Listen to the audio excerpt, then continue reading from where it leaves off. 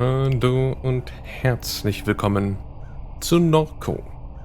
Ihr hattet, das ist ja auch schon wieder ein Monat oder zwei her, damals im Discord dafür abgestimmt gehabt. Wir hatten ja schon Unpacking gemeinsam gespielt. Jetzt ist als nächstes das Point-and-Click-Adventure NORCO dran.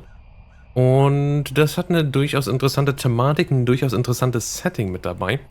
Und ich hatte natürlich hier schon im Vornherein, bevor ich hier den Stream gestartet hatte, mal kurz in die Settings geguckt gehabt. Da sind durchaus ein paar nette Sachen mit dabei, sowas wie Dialog-Font. Da kann man sehen, da kann man wirklich die unterschiedlichsten Fonts wählen und wie die ganzen vom Spacing aussehen sollen. Das ist meines Erachtens ganz schick. Ich würde mal sagen, obwohl ich ja mittlerweile auf 1080 streame, könnte man ruhig mal trotzdem Spacious nehmen. Obwohl Standard, ich sag mal vielleicht, wir testen es aber mal. Wir lassen es mal auf Standard. Und wenn ihr meint, das ist zu klein, dann könnten wir das anpassen. CRT-Filter könnte man anmachen. Ich bleibe immer dabei. Das ist etwas, was ich so überhaupt nicht leiden kann. Und dann denke ich auch noch ganz wichtig ist Gameplay. Hier kann man so ein paar Sachen aktivieren. Expert Mode, das heißt also so gewisse Sachen werden nicht gehighlightet. Es gibt die Möglichkeit, automatisch den Kampfmodus durchführen zu lassen. Also das Spiel hat scheinbar einen Kampfmodus, gerade bei einem Point-and-Click-Adventure ist das ein bisschen, okay, ja. Unlock all Chapters, falls also man da irgendwas schief laufen sollte, könnte man darauf zurückspringen. Disable Gamepad Inputs. Warning only, a mouse will be usable when this option. Würde ich eigentlich gar nicht verkehrt finden, denn für mich ist es ein Point-and-Click-Adventure. Also machen wir das mal ganz kurz. Die meisten CRT-Filter sind halt super billig. Ja, das ist wohl wahr. Man sieht im Endeffekt, man hat das hier leicht wöbblich gemacht und ein paar Linien davor gezogen. Ich, wie gesagt, mag's nicht, will's nicht, dementsprechend tue ich es nicht.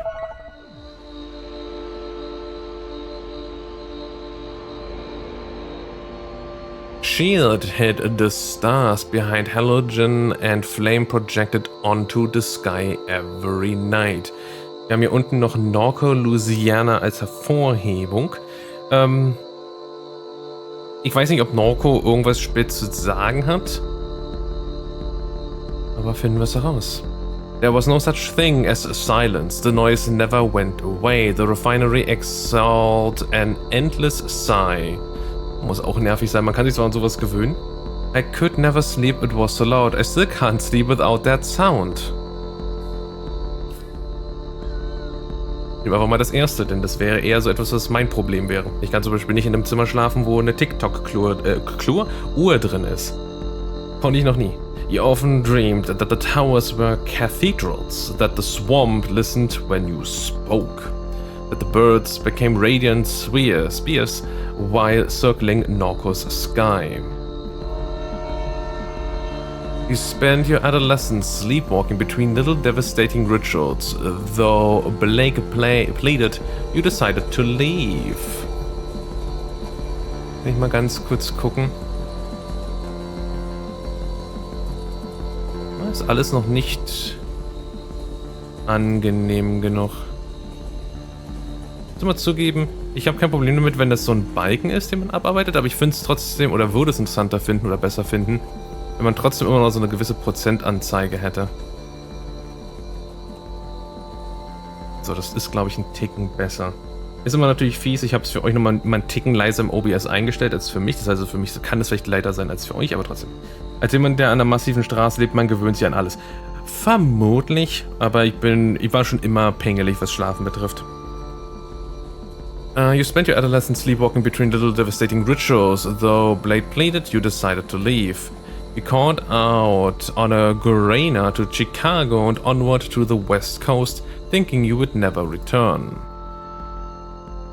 You wandered through the overlit suburbs over the vast American limbo. Oh, sehr freaky aus. High-NCRT Beam Shader fressen massiv Grafikleistung und brauchen am besten mindestens 120 Hertz für den Monitor, aber dafür simulieren sie halt auch wirklich die Funktion. Natürlich nicht verkehrt, aber weiterhin nur. Was ist das für ein Clownsgesicht? Thumping down 99, you saw an old man crouched in a roadside ditch. He was mouthing your name. What? He had a familiar gaze. He was gone when you wiped the sleep from your eyes. Okay, jetzt wird's langsam creepy. Hatte man eine Wohnung mit Bahnlinie direkt hinterm Garten. Kann das mit dem Gewöhnen bestätigen. You spoke to Blake, learning of your mother's declining health. There's insomnia, erratic behavior. Okay, da kriegen wir mal so ein bisschen Gesichter zu sehen, wenn man es mal so nennen darf. You ignored the urgency in your brother's voice. You headed east. You threw your phone into the Rio Grande and joined the armies of the Mesa. For months you were in the company of fugitives, sleeping in nuclear tunnels, repairing engines and weaponry. Barbecue. The war was a meme that set Barbecue on fire. You escaped while the foot soldiers of a pop-up junta bloodied the land. By hiding in a freightliner. I prayed, I slept, I forgot. You called home from a landline in a motel somewhere beyond Texas. You knew from Blake's hello that your mother was already dead. Ich hatte eigentlich immer hier nur blind geklickt, aber hier muss ich direkt klicken. You hung up, shouldered your back, returned to the highway. Vielleicht habe ich auch immer drauf geklickt und nicht drauf geachtet. 5 years had passed, you made your way back home.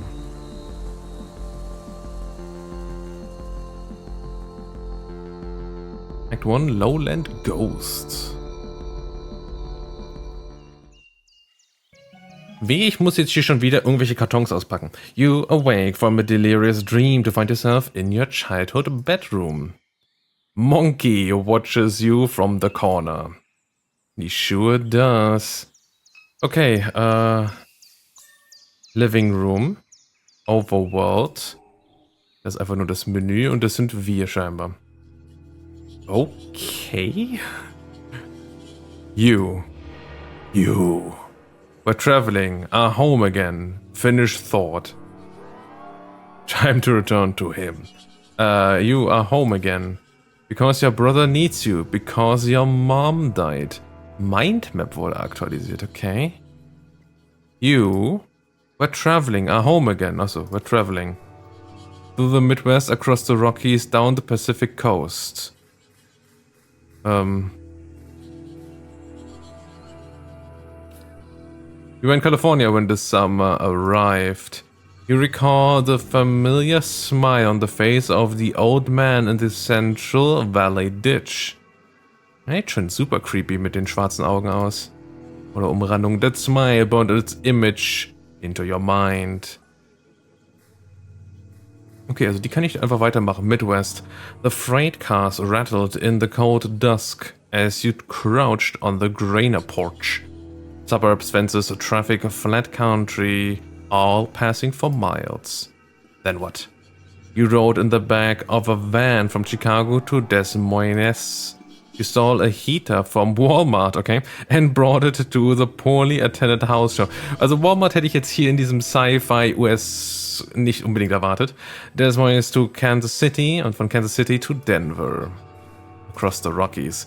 Your friends went south and you were glad to be alone. You spent long nights on those highways in a shitty sleeping bag. Okay. You. Finish thought.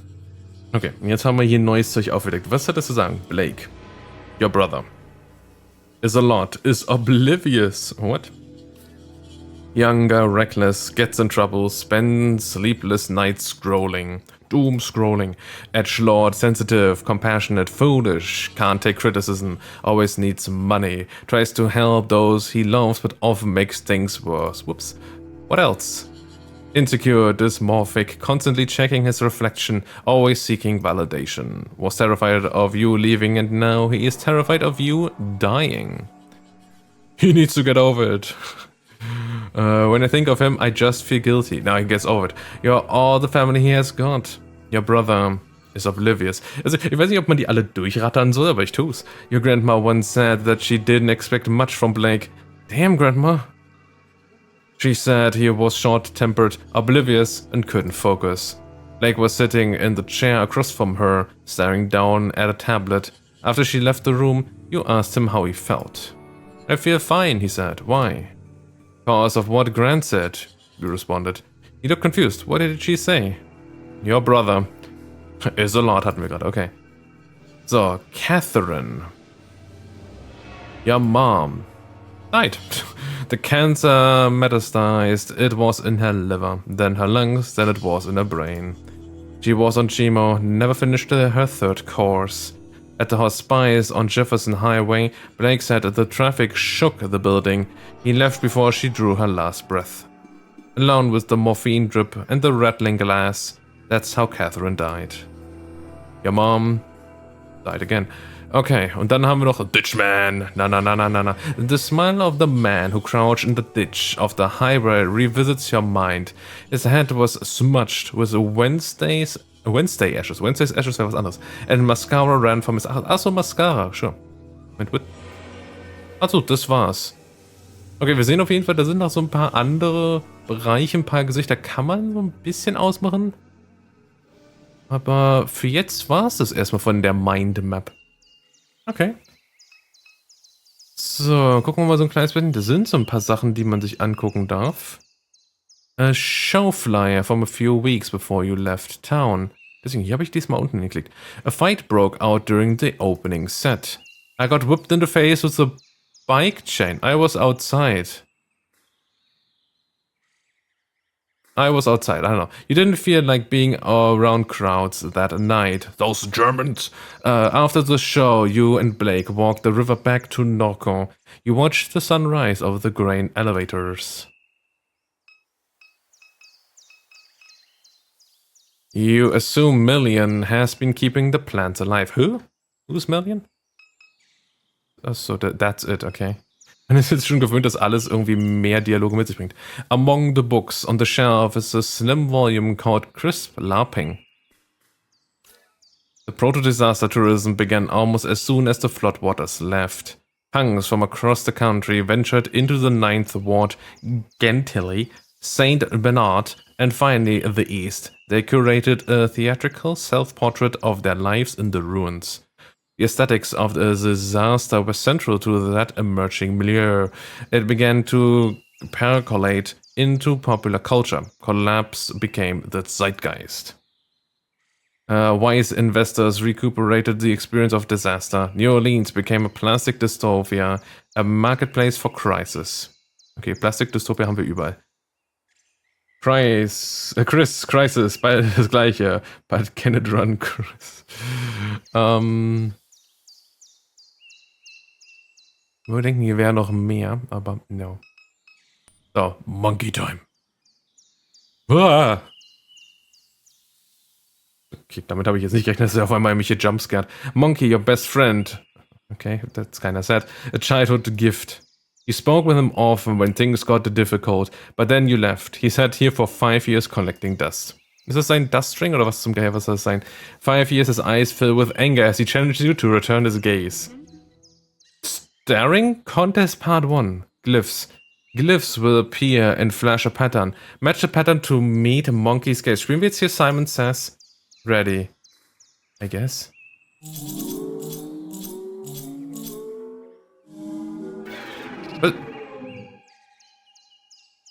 Oh, und bei der Intensity war doch außen Dings.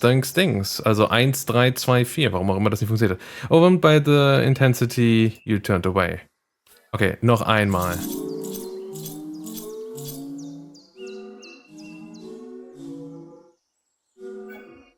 Oh, man muss darauf warten, dass es weg. You successfully meet Monkey's gaze with a cool assurance. Ich glaube, beim ersten Mal hatte ich nicht gedrückt gehabt. Und obwohl, dann wäre ja nichts passiert. Keine Ahnung.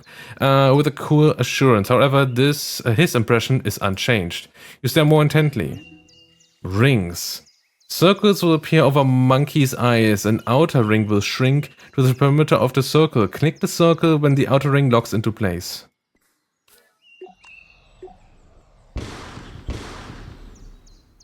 Okay, das war einfach. Anger melts from Monkey's face.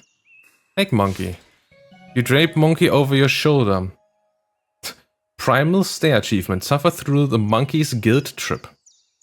You drape Monkey over your shoulder. Monkey stares at you. You stare at Monkey.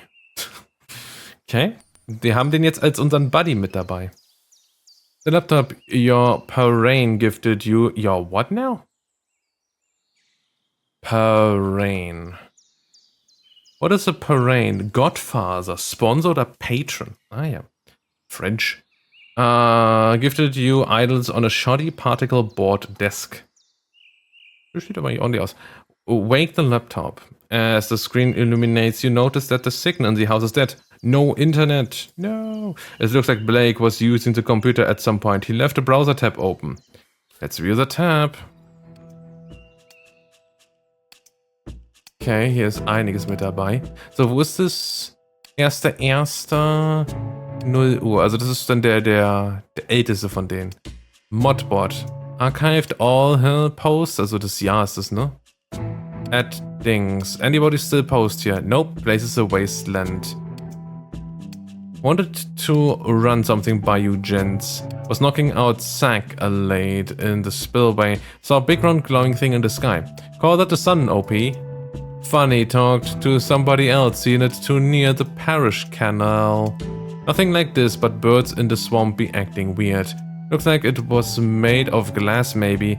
Would glow real bright, then not at all. Moved fast. Best thing I could get. All kinds of shit been happening out that way. Get some sleep. Need cash fast? Install Quack Job. Use promo code BREED3.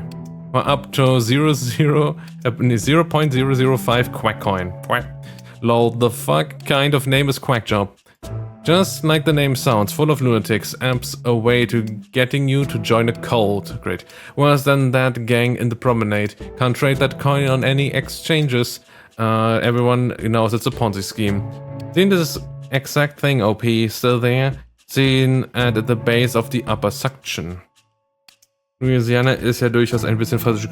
Ja, okay, that's... Ja, okay, hast ja recht. Hast ja recht. French. So, haben wir damit jetzt irgendwas gelernt? Der Laptop... Wait, ich guck nochmal. Okay, das hatten wir jetzt gesehen gehabt. Ich sag mal... Ja, okay, haben wir jetzt wahrgenommen. Living Room. Und damit können wir jetzt weitere Bereiche ansteuern. Deswegen also Frontyard, Bedroom, aber mal einfach vollständigkeitshalber. Genau, damit kommen wir dorthin. Das heißt, dass man nicht alles immer auf einmal sehen darf. Couch. Memories of sleepless nights, your mom sitting here staring through the window. There was a tension in her demeanor, as if you were interrupting some urgent and obligatory task. You would continue to the kitchen with no words exchanged. But those nights were rare. I thought she hated me. I don't know. She was thinking about Blue. She barely knew you were there. Blue? Die Devs sind auch aus der Gegend, also gehe ich mal davon aus, dass die da schon recht überzeugend sein wird. Ja. Das war, denke ich, einer der Punkte, jetzt wo du es so sagst, dass sich das relativ so Sci-Fi ist hier jetzt demnächst sein wird. Sich immer noch alles halbwegs glaubwürdig anfühlt. Mail. A letter from Shield Oil sits atop a stack of mail. Shield Oil Community Notice. Dear neighbor, please be advised. There will be elevated flaring at the side of our number 5 stack near Good Hope on the evening of Thursday, March 19th. This will pose no health risk to residents. Schön, dass das sowas hervorgehoben werden muss, aber gut. If you have any questions or concerns, please contact.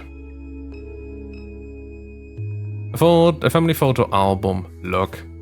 Yellowing pages of disposable photographs. Your grandfather, okay, mind map updated. A peculiar look on his face, impossible to read.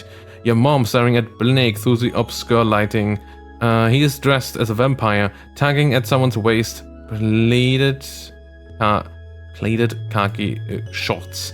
Photo labeled duck. Unlock 25% of notes in the mind map, okay. Labeled duck, a scene of a barbecue on the lakefront. The man at the center points playfully at the camera. His face is obscured. Turn the page and there's Blue. Your father. Though you have never thought of him that way. An easy smile on his face. A canister of dip shoved into his front pocket. Canister of dip shoved. Okay, you set the book aside. Gut, dann müssen wir mal ganz jetzt hier, ist auch jetzt als Hervorhebung dort dabei, mal hier wieder vorbeigucken. Okay. Ich gehe mal davon aus, nur dass das leuchtet auch jetzt irgendwie mit neuem, abgesehen davon, dass die jetzt neu aufgetaucht sind, logischerweise. Hobbs Pierre. Duck. Okay, starten wir mal mit Blue. Blue is a vague memory. You don't remember, Blue. Only the things he left behind. Photographs, cologne, tools, the name that your mother kept. Even the picture that have survived are too faded to make out. Don't make out with a picture, what the... Okay. Who are you? Your grandfather, Peter Pops Pierre Malakon. He passed away when you were a teenager. Hat also scheinbar mehr Erinnerungen als an den Vater. He seemed to cause controversy, though as a child you never understood why. Okay. An old friend of your mom's. Your memory of him is scattered and vague. Okay. Auf jeden Fall schon von Anfang an interessant zu beobachten, nochmal kurz rüber zu gehen, dass alle anderen Personen außer unser Bruder und wir selber, und von mir aus auch er so ein bisschen, realistische Porträts haben. Das, was zu sagen hat, ist die große Frage. Your mom's unfolded laundry. Achso, das waren Books, okay. You peruse the titles on the bookshelf. The western margin of the lake.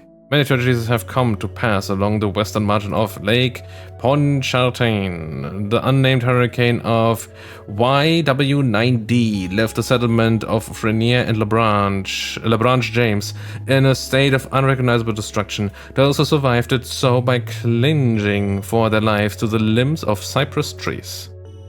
The fables and secrets of those communities lie with the bones now scattered in the sediment of the lake. Hört mein Scheiß dein Pokémon nicht auch so? Fenceline, sind das nicht Katzen? Diaspora. In the end we decided to leave Dimes. It wasn't the cat cracker, or the smells, or the fear for our children's health that drove us away, though they played the part.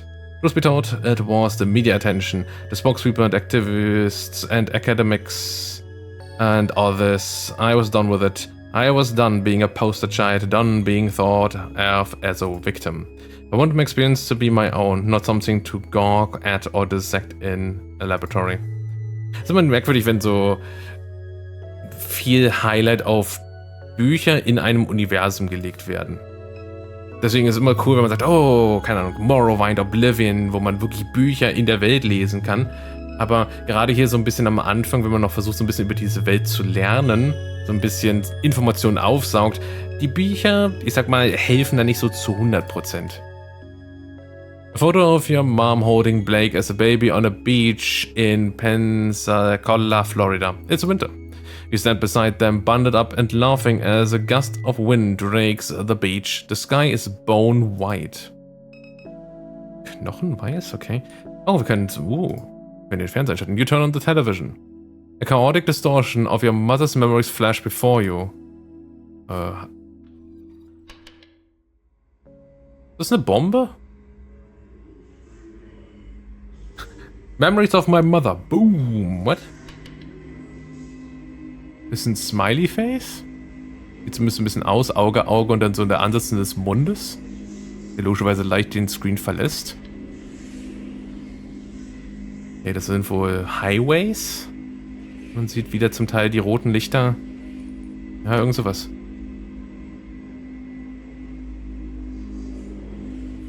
Okay, da läuft auf jeden Fall jemand am Ende auf die Kamera zu hier.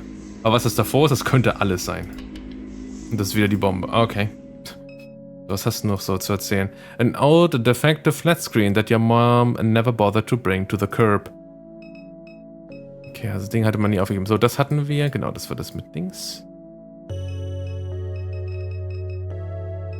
Okay, das wäre es. Wir könnten jetzt hier rausgehen, aber wir wollen ganz kurz Kitchen vorher machen, bevor wir Front Yard nehmen. Pills here. Your mom's painkillers are spilled across the counter. Und keiner macht sich die Mühe. What? Achso, das ist eine Kiste. Ich dachte, das wäre so Floorboards, die man rausgenommen hat, um da drunter die Dings zu verstecken. Oh, Backyard, da kann man rausgehen. You've discovered so many dead cockroaches in this microphone over the years that it's discouraged you from using it. Lecker Snacks. You're always frightened by the laundry room. It's okay. Oh, wir können da sogar hoch. Okay.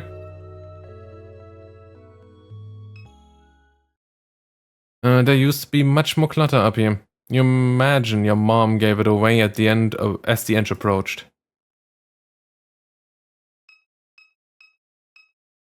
Das ist die gleiche Box. Was ist das ja eigentlich? Overboard. Oh, okay. Das ist natürlich auch mal ganz schick zu sehen. Okay, das ist Home. Wir haben Shield Oil Refinery, das komplette Ding. Da haben wir was zu entdecken. Der Rest ist es erstmal noch nicht. Okay, gehen wir trotzdem erstmal nochmal hier wieder zurück. Dadurch, dass wir... Okay, ja, wir haben jetzt logischerweise Backyard natürlich auch hier. Oh, hi. Million. Sits in her characteristic slouch, lost in thought. Her carapace has taken on the rusted and weather-worn quality of the rest of the machinery in the yard. Recall the night that your mom showed up with her. You and Blake stayed up past dawn, poring over pirated API docs. A ragdoll mass was slumped on the floor as you wrote the routing procedure. You wonder if such memories hide behind her constellation of eyes. The robot regards you casually. Yo, speak. Hey, you're awake, sagte Million. Aha. Okay, ich meine, man könnte sagen, das sind die Augen, aber weil man das erwartet, aber gerade weil es ja hieß mit Constellation of Eyes und wenn ich sehe, was hier los ist, I don't know. Ja, auf jeden Fall jetzt natürlich hier schon so ein bisschen die Sci-Fi-Richtung, wenn man es so nennen darf. So, you're awake. Couldn't sleep, best sleep in years. Hatten wir am Anfang gut geschlafen? Ich glaube schon. Catherine used to say the sound of the refinery gave you restless sleep. Your return home must have been quite exhausting. Achso, ja, doch, hatten wir was anderes behauptet. In any case, I'm certain I was no help. She gestures toward the motorcycle at the edge of the carport. I was turning over the engine. Okay, ich glaube, das Geräusch kann man ausschalten. I was turning over the engine on that bike to test the coils. It was quite noisy, but they're in a good shape now. All I need is a fuse, and we can use it to get around while I finish repairing the truck. Okay, fuse wird hervorgehoben als Hilfe.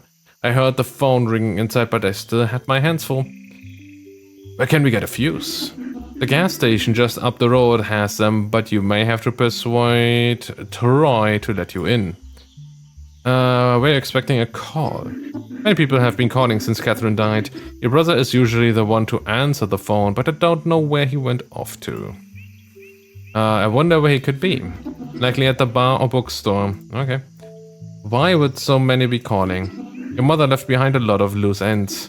From what little I know, I gather, she was conducting research for a client in Fat City.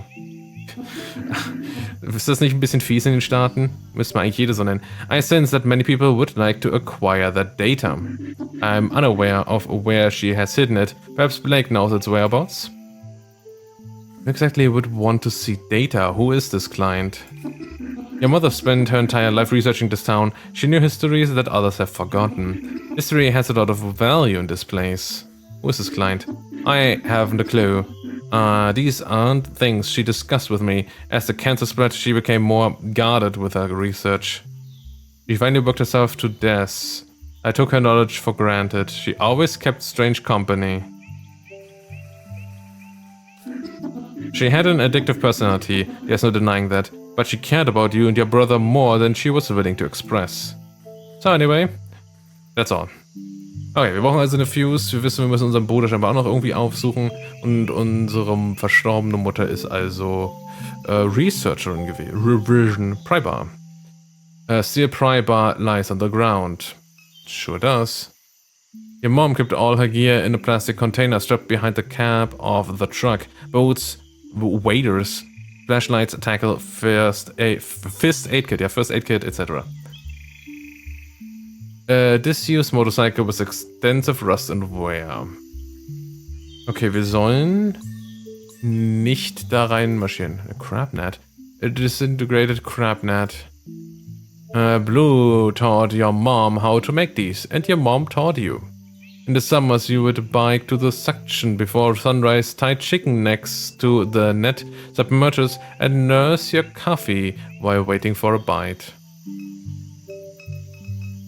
Hat Bär irgendwas? Monkey was zu sagen? Nope. Ich gehe mal von aus, wenn was wäre, dann würde sich das hervorheben. This trunk was your grandfather's. You remember riding in his lap while he let you steer. Okay. Okay, the dead wasps that collected behind the seat, the smell of grease, whiskey, and nicotine. You and Blake would drive the truck into New Orleans on the weekends. No AC, windows down, the rattling chassis was deafening, going 75 on Interstate 10. Million has been slowly repairing the vehicle since your mom's death. Okay, dann müssen wir mal hier wieder vorbeigucken. Denn ja, zum Beispiel jetzt wird die Mutter hervorgehoben. Your mom was conducting research. For whom? For client in Fat City. Your mom... Finish. Your mom was conducting research for a client in Fat City. That's all I know. Okay. Million was... Security Android, a fugitive. Ich frage mich immer so ein bisschen... Oh, hier ist ein Gesicht. Wo oder ob das irgendwo hinführen kann. Ich sage aber natürlich Security Android. She guarded the perimeter of the aluminum refinery in Gramercy. One day she ran away. Why? You don't know. Million was a fugitive. Was a fugitive, now just a relic. She spends hours in stasis beneath the house like any discarded thing would. Million. Also, bisher gehe ich davon aus, dass man die einfach alle abarbeiten soll. Das nicht der Fall ist. Oh, wenn man das sagt, dann passiert in der Story jenes. Wenn man das andere macht, was anderes. So, halt, Moment. Ich will nur mal ganz kurz reingehen. Ich hatte das Gefühl, dass das am Leuchten war. Nö. Zumindest nicht jetzt gerade in dem Augenblick. Okay, also ich glaube, für jetzt war es das hier. Genau, das sind die beiden unterschiedlichen. Also gehen wir jetzt mal Front Yard. Hi, Mary. Your grandfather's statue of the Virgin Mary sits in the shadows along the crawl space of the house. What is... Oh, man kann der Sache näher kommen. Keiner creepy. You observe the weathered concrete and flaking paint of the statue. Inspect further. The face is especially deteriorated, framed by a system of cracks. Das ist auch kein schönes Geräusch hier. Your mom fed the neighborhood strays. They must be hungry since she passed. 3 times this house has flooded. The first flood is barely a memory. Placing your feet on drenched carpet, your mom and grandfather ripping out sheetrock, sitting in a small RV in the backyard, setting dolls on a cluttered table. The second flood, you were 14. The pumping station failed during a heavy rain. You were in class watching the clouds move upriver. You got a text from your mom. Stay in Destoran. I will come get you. For 2 weeks, you shared a hotel room with your mom and Blake. She spent all her days gutting the house. In the evening, you would sometimes help. And the third flood, another pump failure. Your mom hired contractors with the insurance money. She said she was getting too old for it. You were bitter. You blamed her for not selling the house sooner. You stayed with friends in New Orleans. The fourth flood, what? Okay. The fifth flood, the sixth flood. The fourth flood will follow a slow hurricane and will be a calamity. It will leave the entire region submerged as critical levees breach. There will be a massive blackout that lasts weeks. Much of the sewerage infrastructure will be damaged beyond repair. The embattled federal government will do nothing to assist. It will bankrupt the region. Small militant enclaves will form along the high ground of the Mississippi River. They will take to piracy and hijack commercial shipping vessels. Private mercenaries forces will retaliate in kind. Slowly, industry will flee this hot zone. The old river control structure will collapse from neglect and sabotage. The Mississippi River will again change its course. NORCO, an old abandoned refinery town on a ghost of a river. Your house will be squatted and then razed. That's fucking bleak. Wir könnten wieder reingehen. Wir könnten zum Backyard gehen. Und wir könnten hier weitergehen. Gucken wir mal. Street, Backyard, Inside Statue. Okay. Padu PI. Padu Private Investigators. We snoop for you. Dog. Apple und Third vermutlich Street. The turtle he crawled out of the trash can. Don't touch him, see? He's dirty. No, he's not. Turtles are always clean. They live in water. Trash water is not clean. Let's go.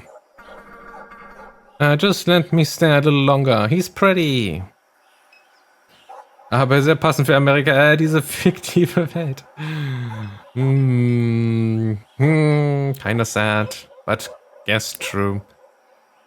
The snowball stand is closed for the winter. Achso, das soll Eis sein? Snowball Stand? Okay. Gerade Snowball Stand und Winter würde man ja denken, wäre doch eigentlich sehr passend. Aber wenn es wirklich halt Eiscreme ist, ja okay, nachvollziehbar, dass die eher im Sommer aktiv wären. The nights are on at Paru Private Investigators. Wenn ich könnte da hingehen? Sollte ich? You knock, but no answer. So, Floodgate Tavern. Home Dimes Discount. I don't know. Floodgate Tavern added to the map. Nice, falls wir da irgendwo nochmal hin müssen. Apple Street. Okay. The Floodgate Tavern. Many shield workers gather here after their shifts. It's closed. Should be open later in the evening. Denke ich schon sehr spät aus, aber gut. So, euch hatten wir für jetzt. Also. Moment. Nee, das war schon richtig genau. Sind hier über den gelaufen. Ich wollte nur mal sicherstellen.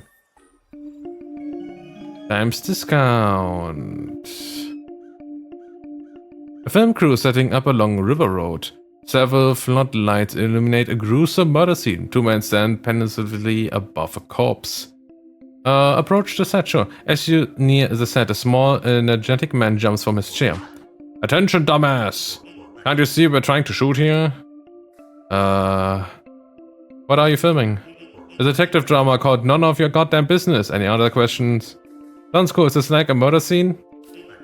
Keep it up and it will be. Hey, you know what? Wait a second. You from around here? Yeah? We could use some cultural expertise, you might say. We're filming a biocop drama and all these knuckleheads are from LA. An actor on set turns towards the director. I told you, Kevin, I'm from Texas. Yeehaw. Oh, that's right, Noah. I forgot. Your Harvard-educated daddy bought a boutique ranch outside Austin. Oh, that don't make you a cowboy, Hoss. Now hush up before you scare off the yokel. The director returns his attention to you with a mild look of disgust. Help us out, will you? The script needs some work. What do you say? Sure. Great. Hey, Noah, get over here so you can learn something from the stupid redneck. The actor smolders. He whispers under his breath. I am a redneck. Bye, Noah, you're a redneck. A real salt of the earth kind of guy. But as luck would have it, we came across an even dumpier hazy than you, okay? So just take a knee. Alright, anyway, we need some good slang. What do you call a villain, a bad apple, a lowlife? Crawfish? Devil? Bad daddy. Asshole. Let's go with bad daddy. Bad daddy, huh? You nod solemnly. That's pretty jive, pretty seedy. I can work with that. Great, that's settled. One more thing. What's a more regional way of saying to murder, to kill? Slay. Send them home with the roosters. Slay them with the oyster-flavored peanut butter? Send them home with the roosters. You maintain severe eye contact. Yeah, I like that. Sounds raw, sounds real. Remember it, Noah. Home with the roosters. Well, I'm satisfied. The bad daddy. Send another poor bastard home with the roosters. Sends a shiver down my spine. I seriously have to repeat this. This is how real people speak, Noah. It's how people talk outside Silver Lake. You understand? Real people are out here saying weird, gross shit all the time. So memorize that line, because that line is going to win me a Golden Globe. Oh. The director half remembers your presence. I'm pretty good at sourcing talent, aren't I? Always had a knack for it. I guess I owe you one. If I ever need anything, talk to somebody else on set. Just don't bother me, I'm busy. Now get lost. Alright. Was auch immer uns das wirklich helfen soll, was es gebracht hat. Aber es wird vermutlich irgendwann passieren. So, gucken wir erstmal Gas Station uns an. So many evenings spent watching traffic pass by this gas station. Little has changed. The neighboring business still sits abandoned. The surrounding streets are quiet and empty. Ich meine, so wie das alles beschrieben wird, das Ende ist zu sehen. Kann ich verstehen, dass viele von denen gerade eben nicht hier bleiben. Well, well, well, sagt Troy. Könnt ihr aufhören, alles reinzupoppen? Look who's back. What happened? Carnival forget you beside the road? And you even brought your little doll. That's cute. Wow, Troy, you look like shit. Back because my mom died. You're not that stupid, are you, Catherine? She too valuable. She would never let her die. They would never let her die. If anything, she probably vacating on a hard drive somewhere. You're trolling me about my dead mom. Trolling. You're so damn sensitive. Can't say nothing around you. Your mom was excavating all along the rim of the lake. She used to pay me to help from time to time, matter of fact. She needed someone smart, someone vigilant. But only I was available. Somebody like me, nah, never mind. Especially with Shield snooping around. I seen some wild shit out in the swamp with Catherine. What kind? I won't bother telling you about it, might hurt your brain. And anyhow, this ain't story time. Not letting you in this gas station. Goddamn company that runs this dump did me dirty. They swapped me with an ATM machine for speaking truth. Ain't letting nobody through till I get an apology, very least. That sucks. Don't patronize me with your weak pity. If you really want to get through, go get me some of them pills your brother was selling. That might persuaded me. Fight? What? Yeah, shuffle auf then.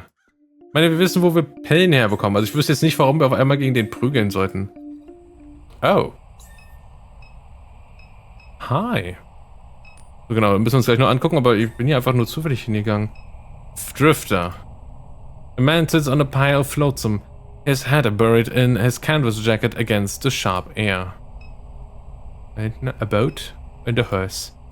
A lone horse drinks from the stagnant water poured along the river. Kann nicht hier sonst sein, so wie das hier alles aussieht. A memorial languishes in the river mud. A 2x4 cross, plywood plank, cairns of pulverized concrete. Straight haphazardly onto the plywood is a remembrance. Here pass the brave freedom fighters of January XW11, whose cries of liberty echo through the generations. In much smaller lettering, a different hand scratched fake across the bottom of the plaque. Okay. Gut, dann reden wir mit dem Buddy mal. Oh. Stupid horse. The man's gaze stays fixed on the opposite bank of the river, never turning to you nor the horse. Yeah? He spits on the dirt at his feet. You know what all they dump in that water? Hell of a cocktail.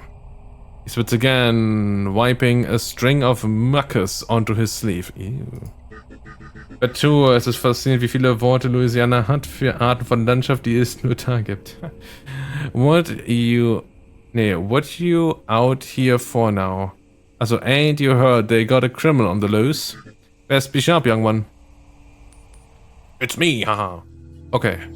Wir bekommen hier viele verbindende Sachen. Troy. Troy knows your family. He was buying pills from Blake and occasionally helping your mom with her research. He says she was conducting research in the lake. Shield is an oil refinery. Shield Gulf South is a regional subsidiary of a transnational oil empire. It holds a large share of leases in the Gulf of Mexico, das nennt man heutzutage noch so, and refines crude oil right here in NORCO. The chemical annex sits on the other side of town from the refinery. It produces the feedstock for plastic consumer products. Yummy. Shield owns half the town. Oh, wir haben also hier so eine Company Town, ey. Cool. So, okay. Wir können jetzt hier wieder zu Dimes Discount zurückkehren. Jetzt gucken wir nochmal. Da dürfen wir nicht hin. Da geht's wieder zurück. Achso, wir könnten ja theoretisch... Ich will mal gucken, wenn wir jetzt so springen. Ah. Können wir also hier das alles sehen, was wir bisher besucht haben. Wir sollen heim. Wir gehen heim, wir gehen rein, wir gehen in... No.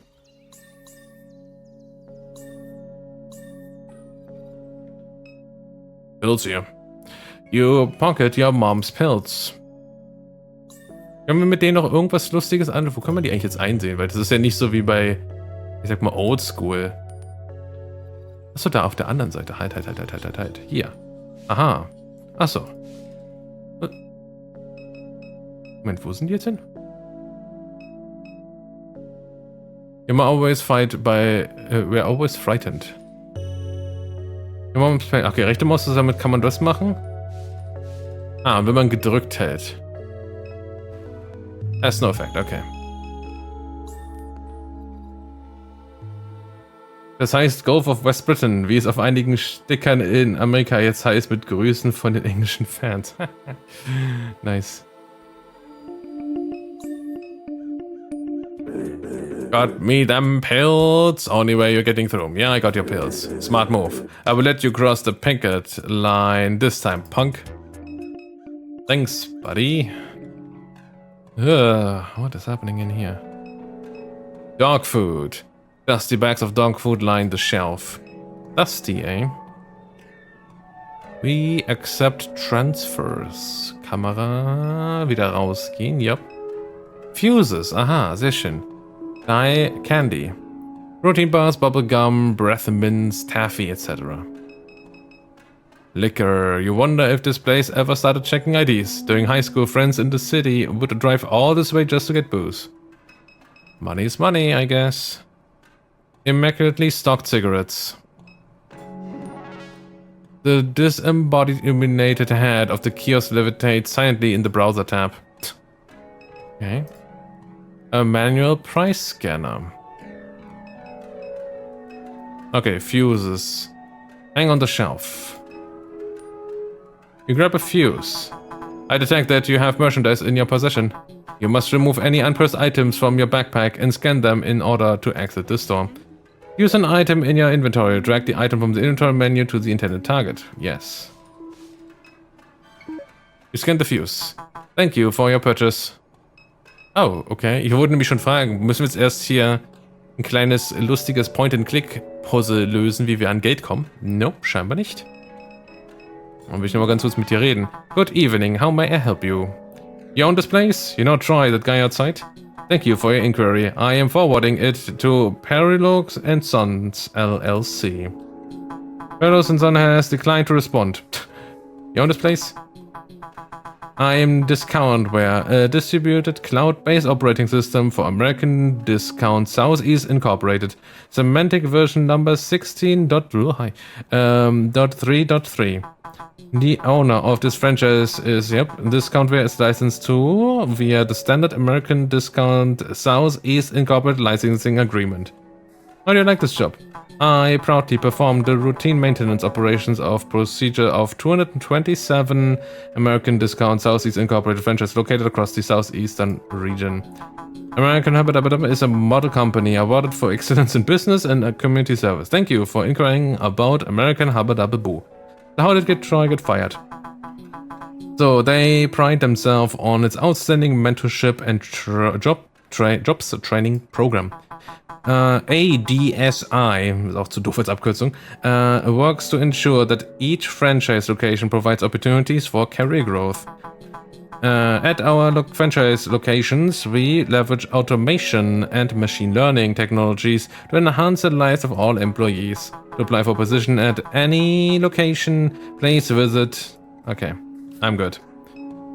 Mit anderen Worten, man wollte uns da auch keine Aussage dafür tätigen. Okay, damit müssten wir jetzt hier relativ sicher sein. Also wir gehen jetzt eigentlich nur wieder heim. Beziehungsweise halt eine Sache machen wir mal ganz kurz mal. Was passiert, wenn ich hier drauf klicke? The sprawling sheared industrial complex. Long ago it was a plantation land, cheap and abundant along the Mississippi River. The refinery grew in stages, slowly displacing surrounding neighborhoods. That's sad. The chemical annex came online later. Aha, yep. Ist das Pixel-Minigame aus Tomodachi Life? Das Gespräch kostet sie bestimmt $100 in Tokens. Irr.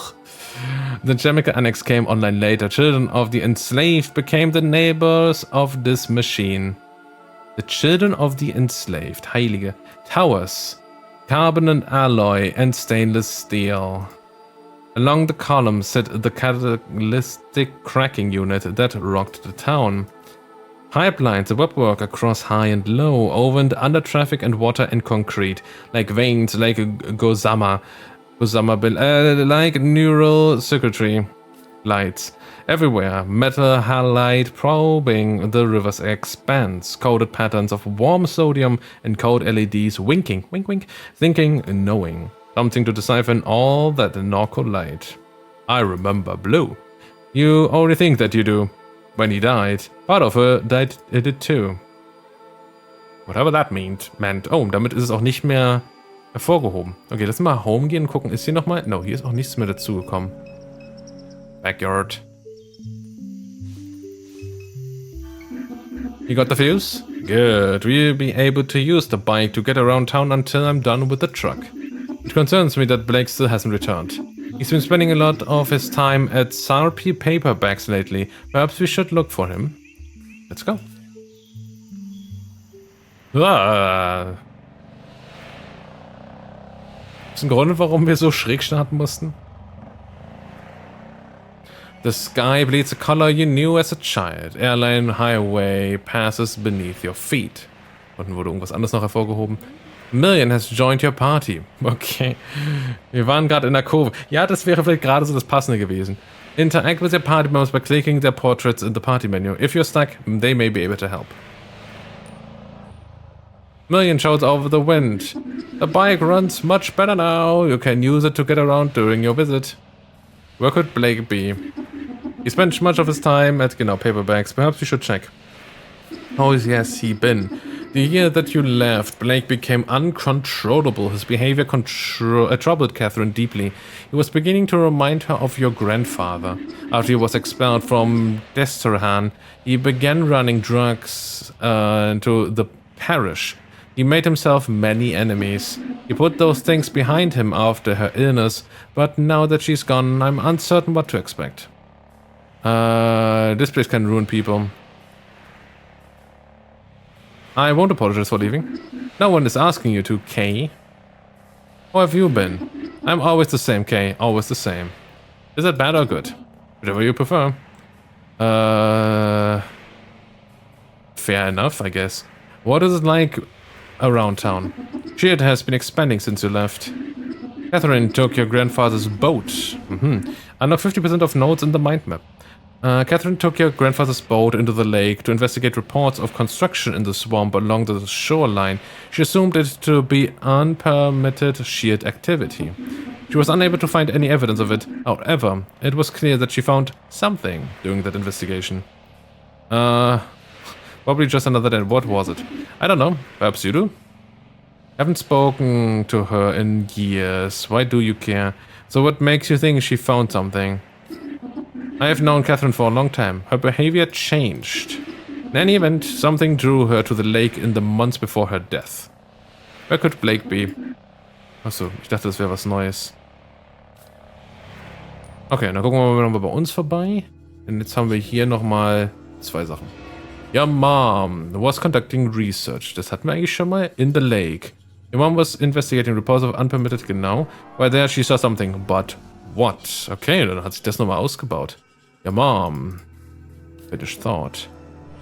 Your mom was investigating reports of construction in the lake. She found no evidence. Your mom saw something. Okay. So, und damit ist jetzt der Witz, genau. Jetzt können wir nämlich hier vermutlich darüber zu SRP Books. Hello. Konnte leider auch nicht mit Monkey reden. Driver. A young man leans against a station wagon while scrolling idly on his phone, his silhouette darkened by the fluorescent glare of the Payday Lenders sign. Started doing this ride-share thing a few weeks ago. Hate it. Why? Pays like shit. Spending hours a day making small talk is melting my brain. Nearly broke an axle driving over a pothole in a Holy Grove. This is my grandpa's car. If I trash it, he will kill me. Drove anything interesting? There's all types around here. Some guy drove out to the middle of the swamp. 2 in the morning, asked me to wait. He got out, took off his clothes, jumped in the bayou, came back up a minute later with a bag, toweled off, got back in. Found that to be pretty strange. And a while back I drove some lady out to the medical district. She was an odd one. Seemed kind of sick, asked me all kinds of questions. Do I ever pick up random signals on the radio? Weird shit like that. There's just all types. Alright. Klingt zumindest halbwegs relevant. Two teens not engaged excitedly while bouncing between topics. Warum sollten wir mit euch reden? Na gut. Where the duck came from? Not sure, she's been sitting here for a while. You seen her eyes? Them eyes are sombre. Oh damn. The stocky pit bull with piercing green eyes watches the horizon with a neutral demeanor. As you reach down to pet the dog, she shouts her teeth and growls softly. No! We want to pet the doggy! Das sieht natürlich ja auch sehr schick aus. Okay, ach nee, Bookstore war vielleicht noch nicht als erstes hin. Achso, da dürfen wir nicht hin, nevermind. Your mom used to come here to dig through the stacks. Among the heaps of used romance novel and westerns, she always managed to find some occult artifacts. Naruto. The owner is also the landlord. You imagine that's the only way he manages to keep a place like this running. Over the years, they have experimented with other revenue-generating schemes. For a while, you could get your phone repaired here. Then they tried selling vape cartridges, then kratom, then anime war scrolls, LSU yard ornaments after that. You remember seeing online that they were trying to produce acupuncture. Provide acupuncture. Produce wäre merkwürdig.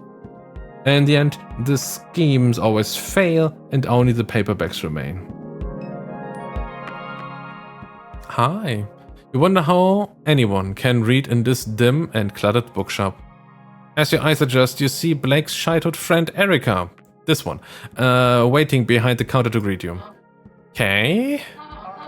And Million, when did you get back to town? I've been in NORCO for quite some time. Perhaps you are misremembering. Weird. I guess so. Okay, Million war also scheinbar auch nicht hier. Okay. Ich dachte, das ist so unser Hausmädchen oder ähnliches, oder in dem Fall Hausroboter. Aber scheinbar war auch hier. Was ein Abstieg, Kratom ist ja noch eine Sache, aber Anime. Weird, I guess so. Hey, you're looking rugged these days, old friend. Heard you ran into Troy. I was keeping up with your travels online, but haven't seen you post in a while. I have so much to tell you, I haven't been online much. I tossed my phone in the Rio Grande. I expect that. Seems more and more common these days. I've been avoiding my phone as well. Perhaps all that connection has been so erratic.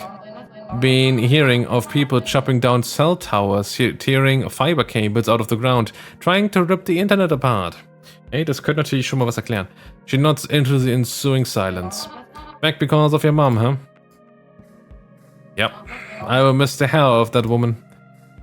Same, I guess. You and your brother have been living in my heart since I heard the news. I know you weren't always on the best terms with your mom, but she loved and admired you. She talked about you constantly. I think it used to make Blake upset. He felt like you were the favorite. The favorite or the dumb one? He was right. Catherine did always say you reminded her of herself, but it didn't always sound like a compliment. Have you seen Blake? Yeah, I saw him just yesterday. He hasn't been around the house? He has not. He said he was heading to Floodgate Tavern when I saw him. Das war gestern, hast du gerade gesagt. He may have gotten wasted. I know, Gus let him sleep behind the bar a couple of times.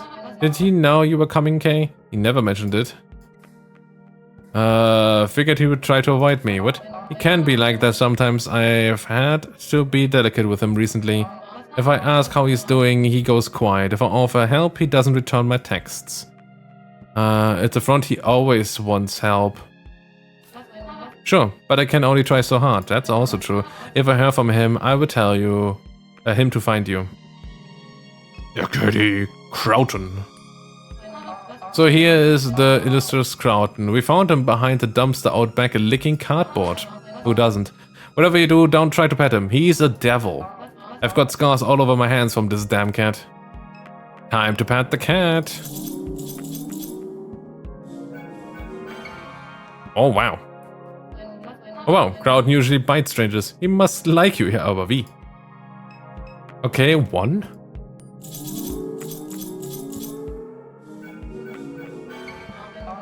He seems to be getting a little excited. Ja, da ist ein Counter, der nach oben geht. Wie häufig muss ich das machen? Oh ja, anstarren mögen Katzen immer besonders. Oh ja. Okay, ich mache das mal ganz kurz nicht weiter. Das ist vermutlich einfach eh nur ein Steam-Achievement. You scan the titles on the shelf. Don't be a vampire. Be a werewolf. You pick the slim, self-published paperback from the shelf and flip to a random page. Ich sehe 3 Stellen. No, no, no, no, no, no, no. No, no, no, no, no.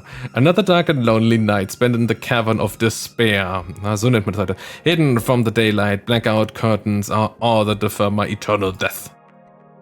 Thought being a vampire would be sexy, but it's not. I'm not even sparkling. It's awful for your skin, I look pathetic. Ist natürlich übel. Man wird zum Vampir und da wird man zum Nosferatu-Clan eingeordnet. Blood tastes like bong water. Didn't think it would be like this. Good Hope Cemetery easement. A carbon copy of a document authored by the St. Charles Parish Planning Committee.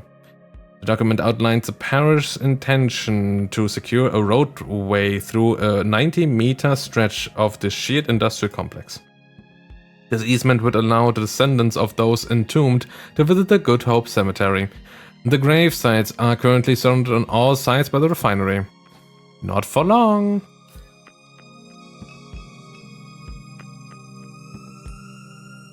Okay, ich meine, wir wissen jetzt, wo wir hin müssen. Your brother was headed to Floodgate Tavern. He mentioned this to Erica when he dropped by Sarpy Paperbacks to see her yesterday evening. Your brother is a lot. Okay. Achso, nee. Achso, nee, wir können ja trotzdem mal ganz kurz gucken. Machen wir einfach mal einen Speichern. Auch wenn ich nicht mehr hoffe, dass das irgendwie zu fail states tatsächlich führen könnte. Oh, I do hope Erica is correct and that Blake's absence is due to nothing more than another drunken night. My intuition leaves me with a sense that something is wrong. Do you feel it too? Does something feel strange to you? Uh-oh. Catherine.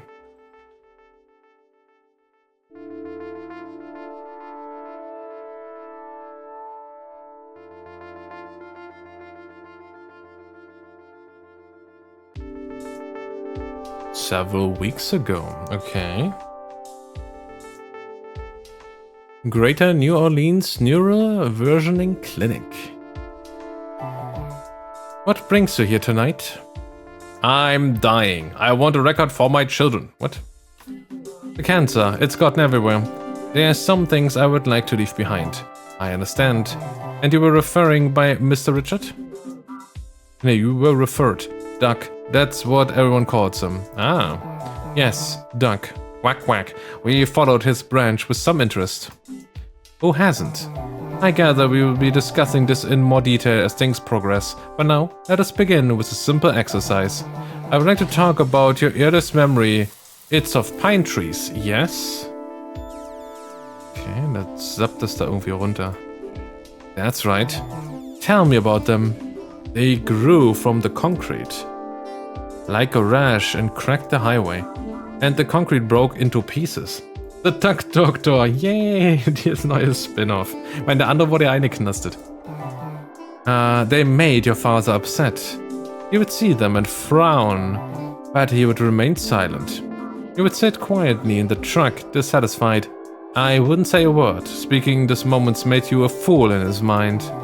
Your father's house was suffocating, was safe. Sit quietly klingt eher nach dem ersten. I couldn't wait to get out. And that's why you married Blue. Dabby double die. Yes, to have somewhere to go. We bought our little place on Good Hope Street. The whole thing was a mistake. When I told him I didn't love him, it was in my father's voice. I told him I never loved any man. Was it true? Yes. That was a difficult night for you. It didn't feel real. Where was Blue? He sat at the window all night. The east-facing window? Yes. When you stood over him to apologize, you saw the flare stack of the refinery in his eyes. Ich meine, das Zeug da rum ist eher schon fragwürdig. I never apologized. That's right. No, I never apologized. Oh, what?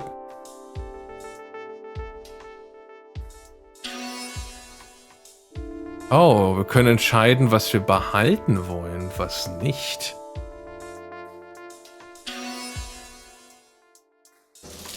Ich habe keine Ahnung, was ich tue, also mache ich einfach was. How was it after that, in the time before he died? Klingt, als wären wir hier am Flughafen. We circled each other in wide orbits. I would hide at the center of the house, nursing Kay, and only leave when I heard him step out. He would sleep on the couch or next to her crib.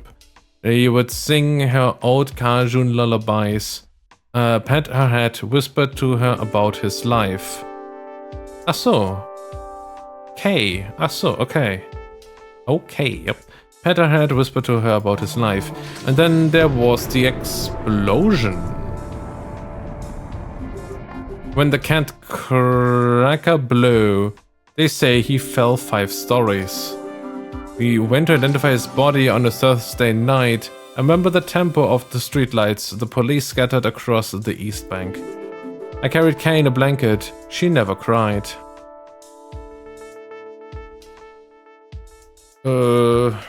Safe. What? Weg damit. Hi. Oder war das, wo man... Tell me about this man. Vielleicht hätte man die erste nicht wegschmeißen sollen, weil das war die Erinnerung auch an Kay, wenn ich es richtig verstanden habe. I would see him from time to time around NORCO. This was many years back. But several weeks ago, Blake saw something passing by the house. I think it was him. Why? I just do. The robot is no longer there to deter him. Million? Yes. Could be it. What was your first encounter with Million? Let me think. He came to me in the parking lot.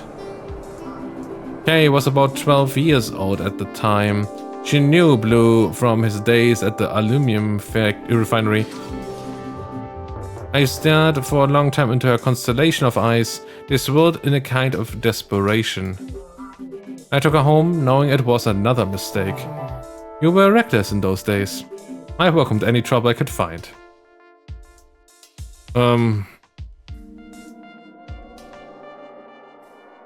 Away with the creepy man, aber die beiden nehmen wir auf. What is the significance of this image? But I don't know. That's what I'm trying to find out. It's a sphere. It followed me in the lake. When? Recently, a few weeks ago. This is where Mr. Richards' branch factors into your biography. Duck's version escaped.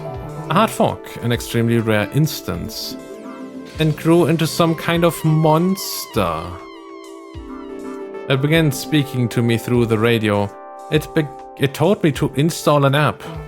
An app? Yes.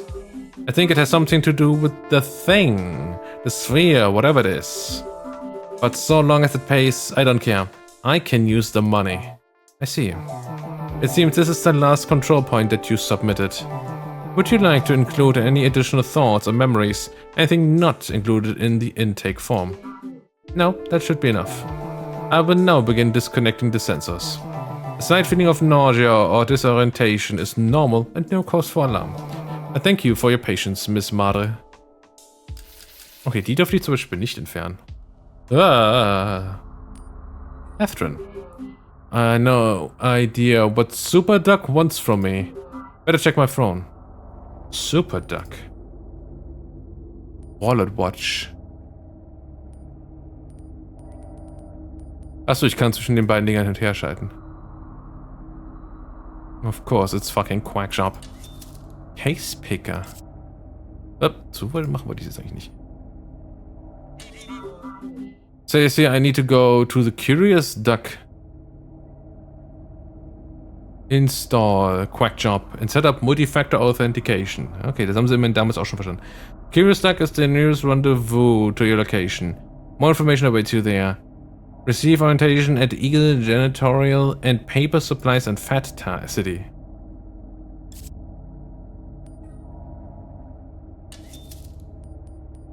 Hoot hoot. Whatever that means. Achso, das ist einfach nur, ach so, Case Picker, I guess. Okay. Ich dachte, das wäre was anderes. Ma'am? Hi. Ma'am, are you okay? My eyes are just playing tricks on me, I guess.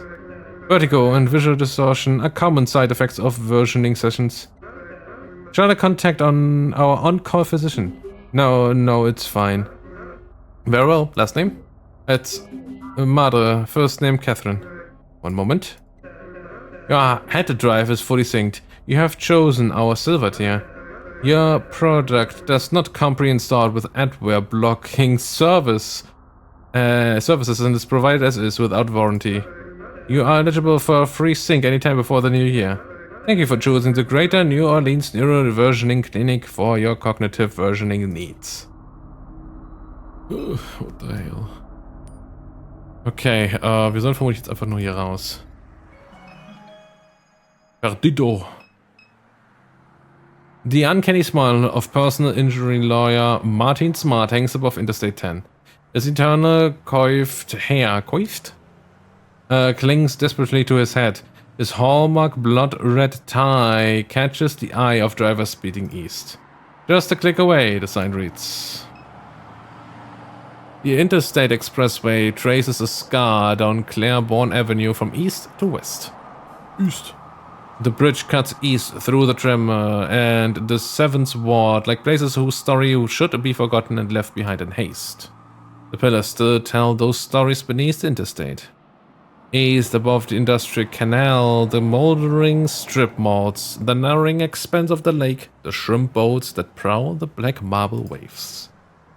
East through Mississippi and the winter weeknight darkness, and onward to Florida, where it terminates. West is the suburbs that Catherine calls home. West is the concrete expanse that breaks clean and sharp at the St. Charles Parish line and gives way to the cypress swamps. Topelo Crown Spire above the overpass, silhouetted by an unnatural glow that leads to NORCO.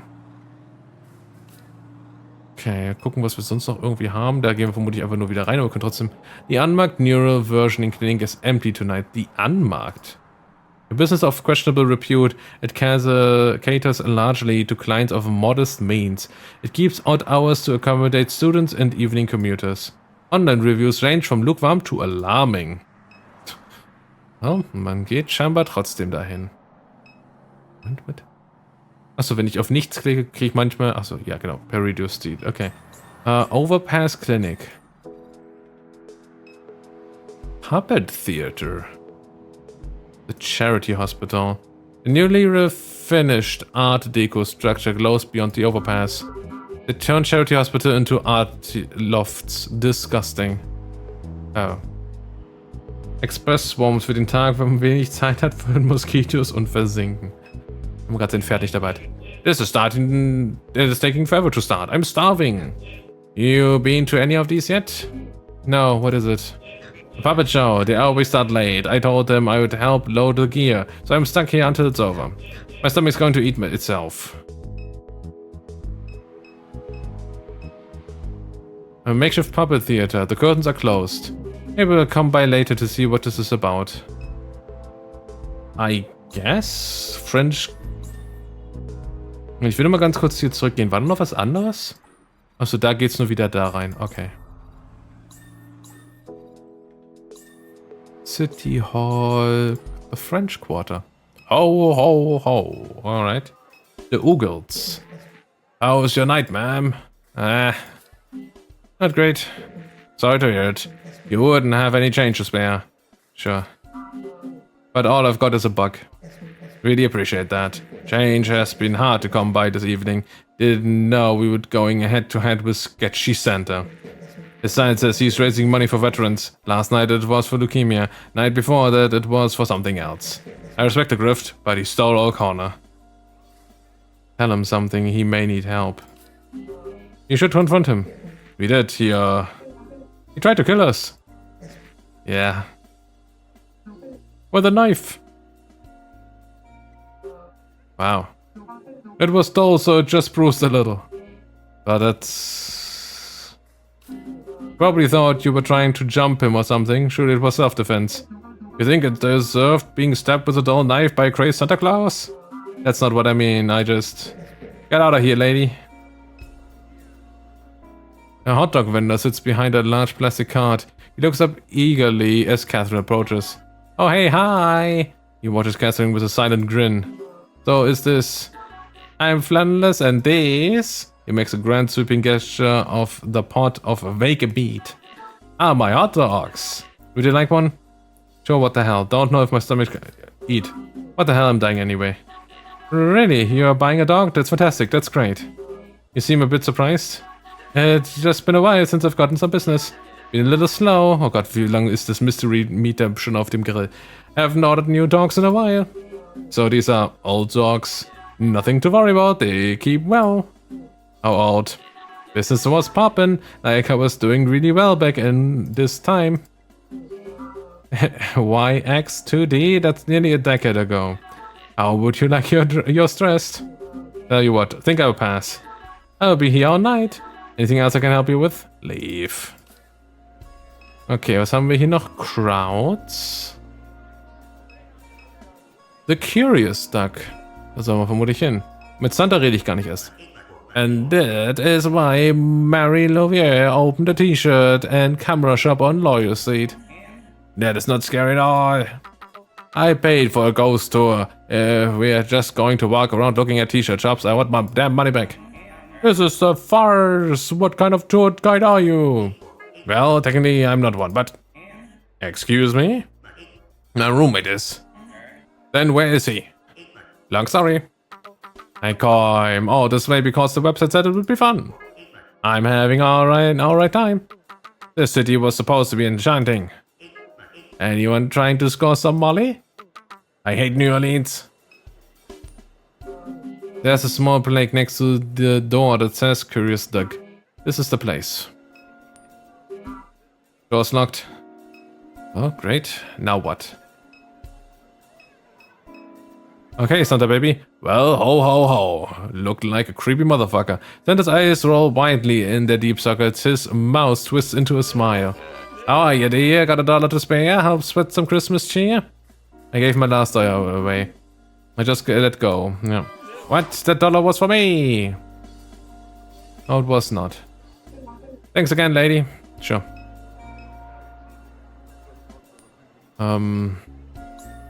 Overpass. Achso, damit kommen wir nur dort wieder hin. City Hall. A figure sits at the desk overlooking Duncan Plaza in the deepening winter night. He watches the fingers of a cool front animate the tops of oak trees in the park. He watches the last remnants of commuter traffic leaving Canal Street, the pulsing tail lights, the shift workers running towards the bus. Why are we going there? Skater. It's a skater boy. A man holding a skateboard scrolling on his phone.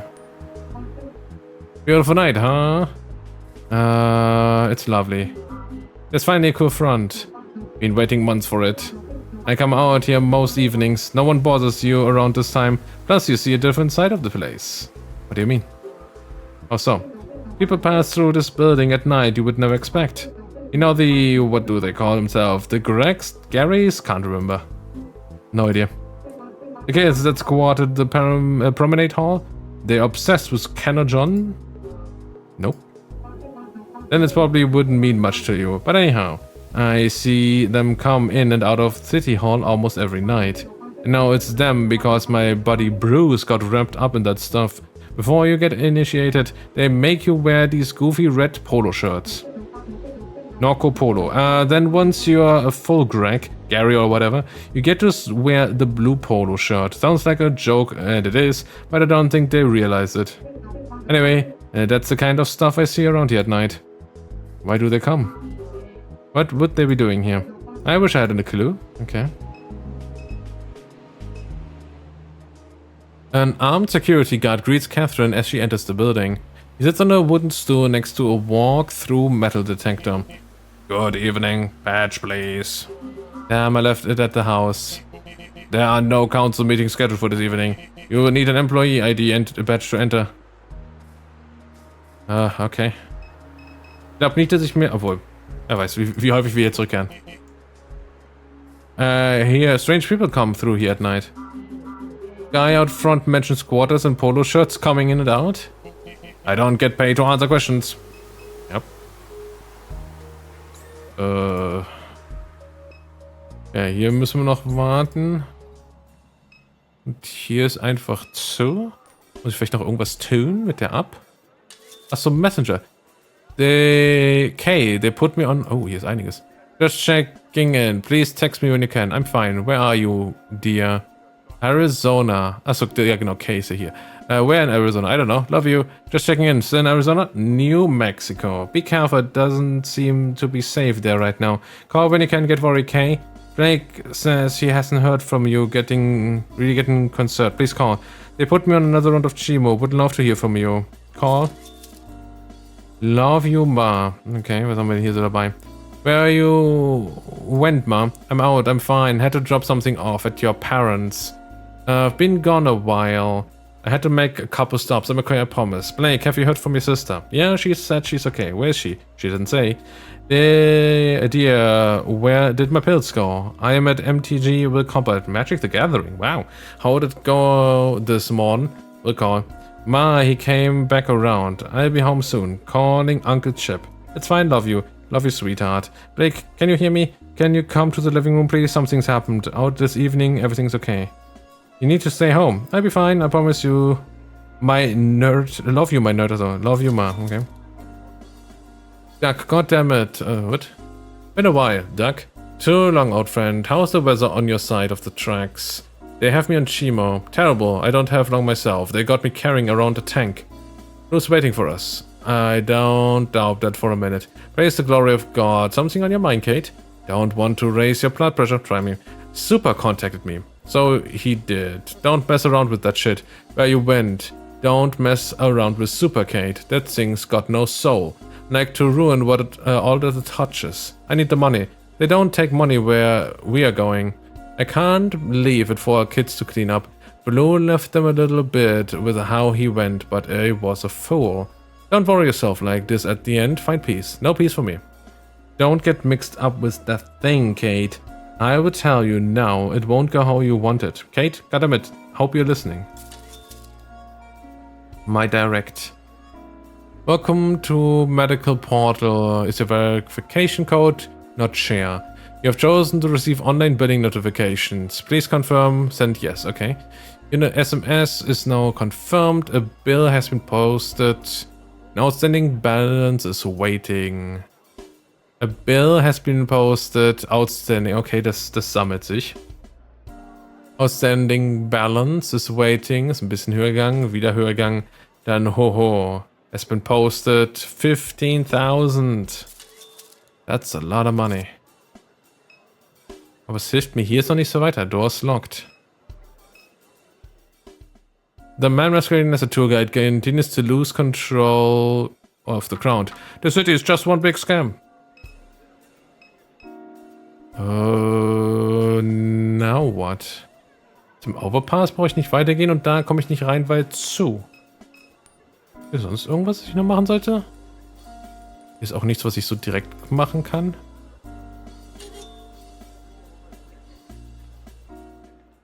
Oh. Oh, ich brauche vermutlich mehr Geld, um dahin fahren zu können. Genau. Ah.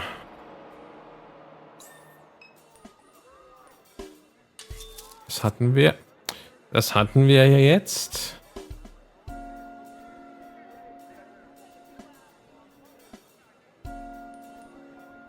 Ja, willkommen zu Amerika, leider.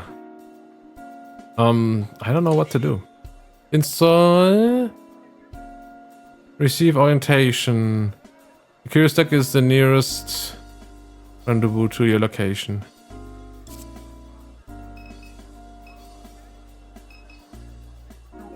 Think again. So you change your mind, getting hungry, craving a dog. So, Curious Duck's door is locked. What's with the shop over here? I was told to come by, but the door's locked. The Curious Duck? Rosie doesn't let anyone in unless they know the secret knock. What is it? So what's the knock? I can't say, sorry. It's urgent, please. Well, I do need some business. Alright, I will buy one of these hot dogs. You won't regret it. Doubtful how much. Just $14. Is that a joke? Is what a joke. Price, do you take wallet transfer? Cash only. Damn, well. What if I send some business your way? Then I will show you the knock. Fine, it's a deal. Okay, talk to those. The man masquerading, lose control. The city is just a big scam. Okay, never mind. How about it? I just let go of my last dollar. So listen, the dollar I gave you, why don't you put it towards one of these delicious hot dogs the nice gentleman is selling? You're talking about this guy right here? Hi. No chance in hell I'm eating one of those things. No way, lady. Well, okay, dann müssen wir mal... Nope, nicht das. Dann müssen wir noch mal weiter gucken. Oh. A crowd has arrived to watch the show. The show is getting started. I should take a seat.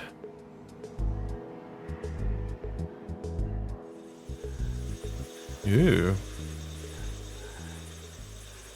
Gator farm.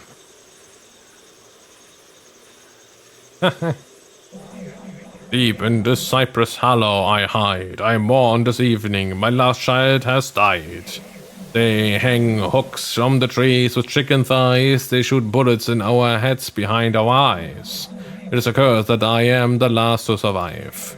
I was once captured by a fisher fool who called me his own. He walked me like a dog along the sinking streets. He fed me strange plants and dilly meats. He even covered me with blankets when I went to sleep. I left on the night of a monstrous flood. The fool has not rested a single night since. He stalks these bayous each night, hoping to see my eyes shine. He calls out a ridiculous name that was never mine.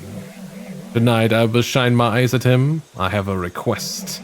Kill the shrimp-catching man who killed my children. Remove his head. Bring me his skull. Do this, and you may again leash me like a dog.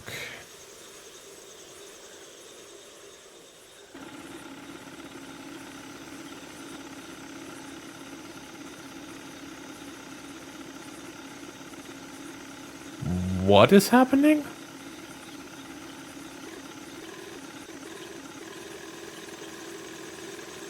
Okay, ja, ich steuere das gerade selber.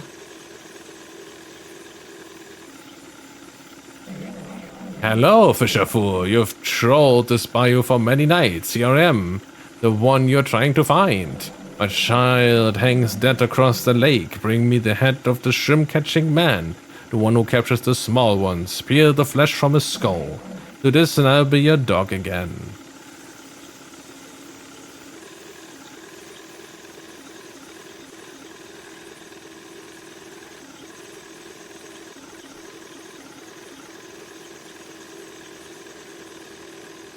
Okay, ja, ich sehe das da, aber da komme ich nicht so einfach hin.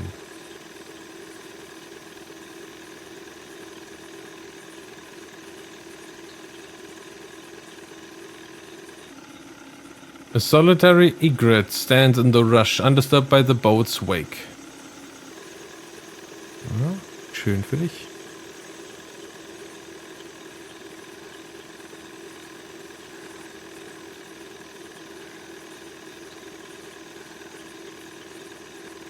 Könnte der richtige Weg sein, aber das sage ich in erster Linie nur, weil hier was ist. A hand-painted cross and votive candles hide in the rushes along the bank.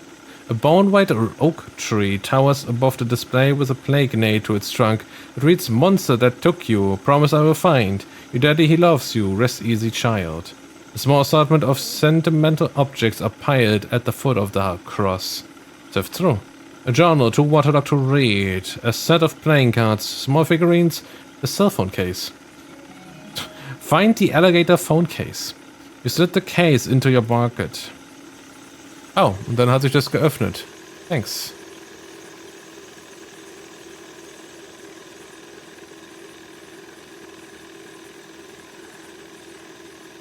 Sind wir nicht von hier gekommen? Mal gucken, was passiert. Bring me the skull. Falls man es vergessen haben sollte.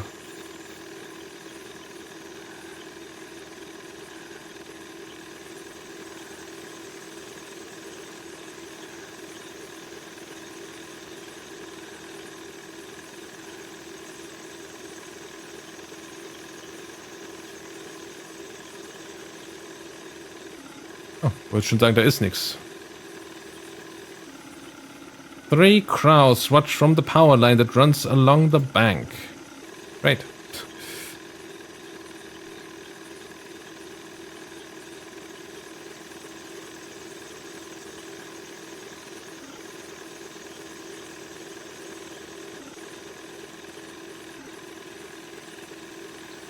Oh, gleich 2 von denen. Been a long time I've seen anyone down this bayou. They are all too frightened anymore.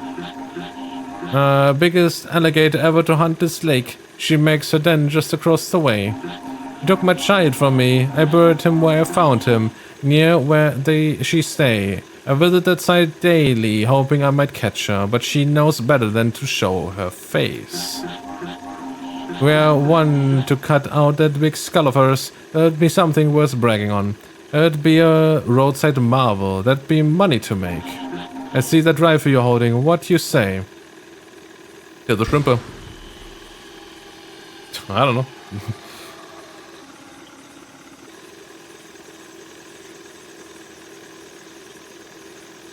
So, jetzt bin ich natürlich einfach vollständig halber auch noch hier hin.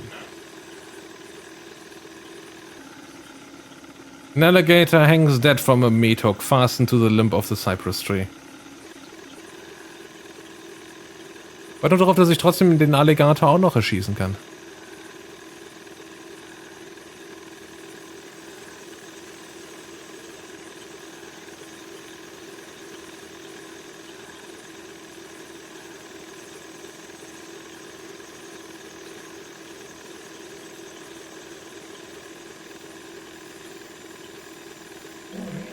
You did my bidding, Fischerfool, just like an obedient dog.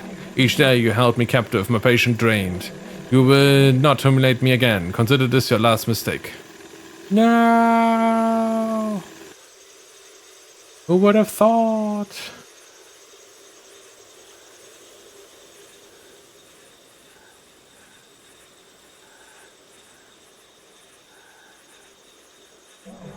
I relish the horror that struck the Fischerfool's eyes.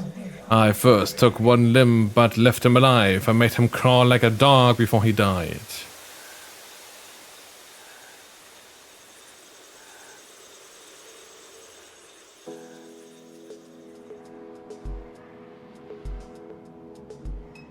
That sure happened. The crowd is discussing the show. What, a dog? Now they're talking about performing an encore. This is taking forever. I need to find something to eat. There are hot dogs up the street.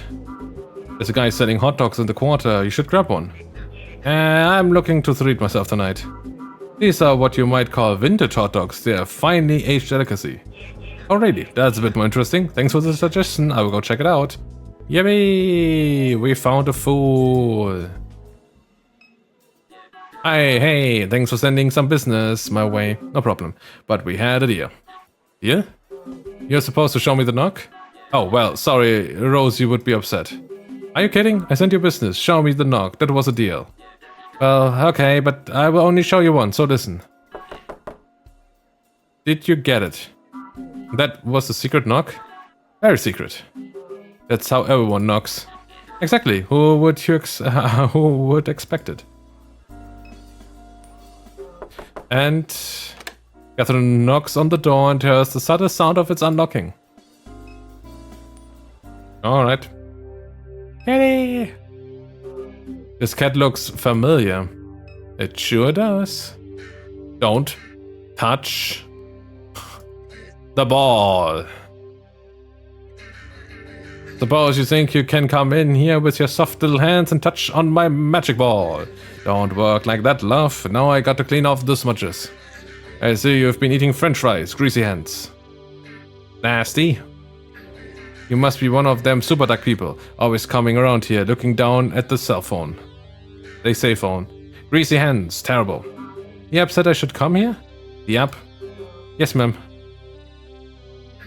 Something's not right about you, you a drunkard.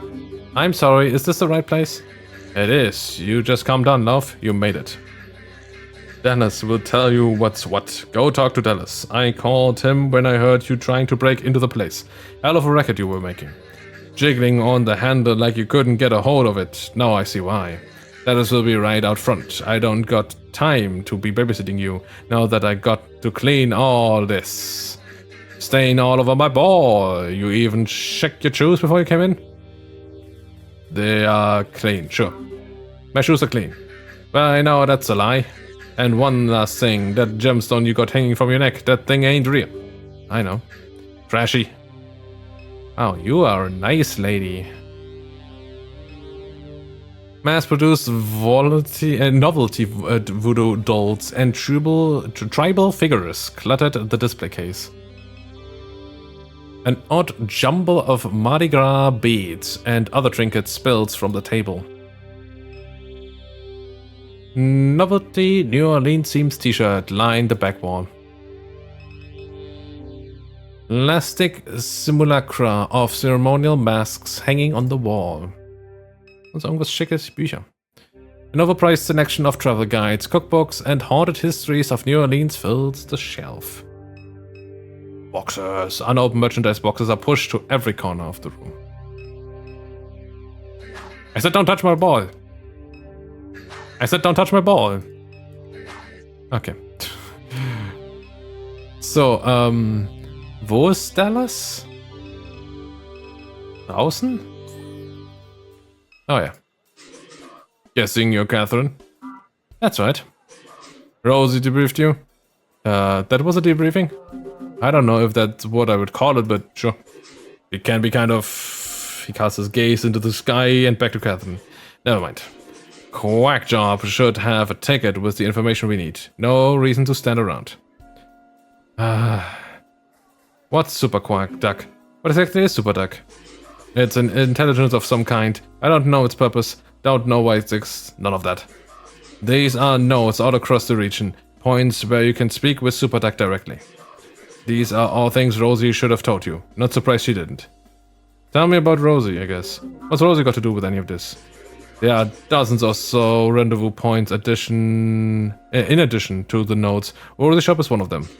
She must be making good money offering her place to the network. Probably the only reason she keeps going. Yup, she was so merchandise in years.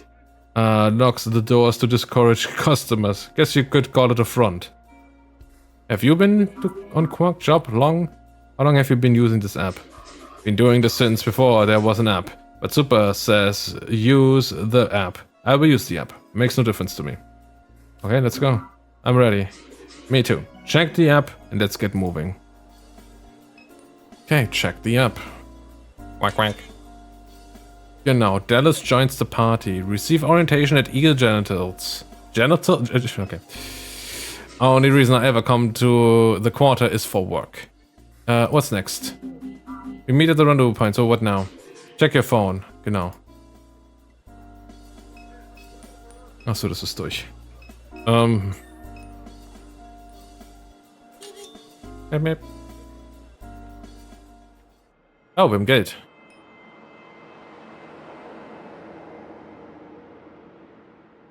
Ist das, wo wir hin sollen? Eagle Wholesale? Honk, honk.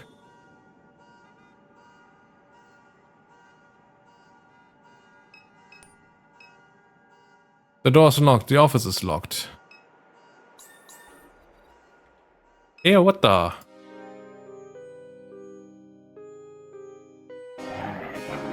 Catherine. You made it. Wow. Und damit haben wir den ersten Akt abgeschlossen. What? Okay. That sure happened. Act 2, Refinery Eyes. Erica said Blake went to Floodgate. Who's Erica? Who's Blake? To the Floodgate Tavern yesterday evening. Let's pass by on the way home and see what infos we can gather.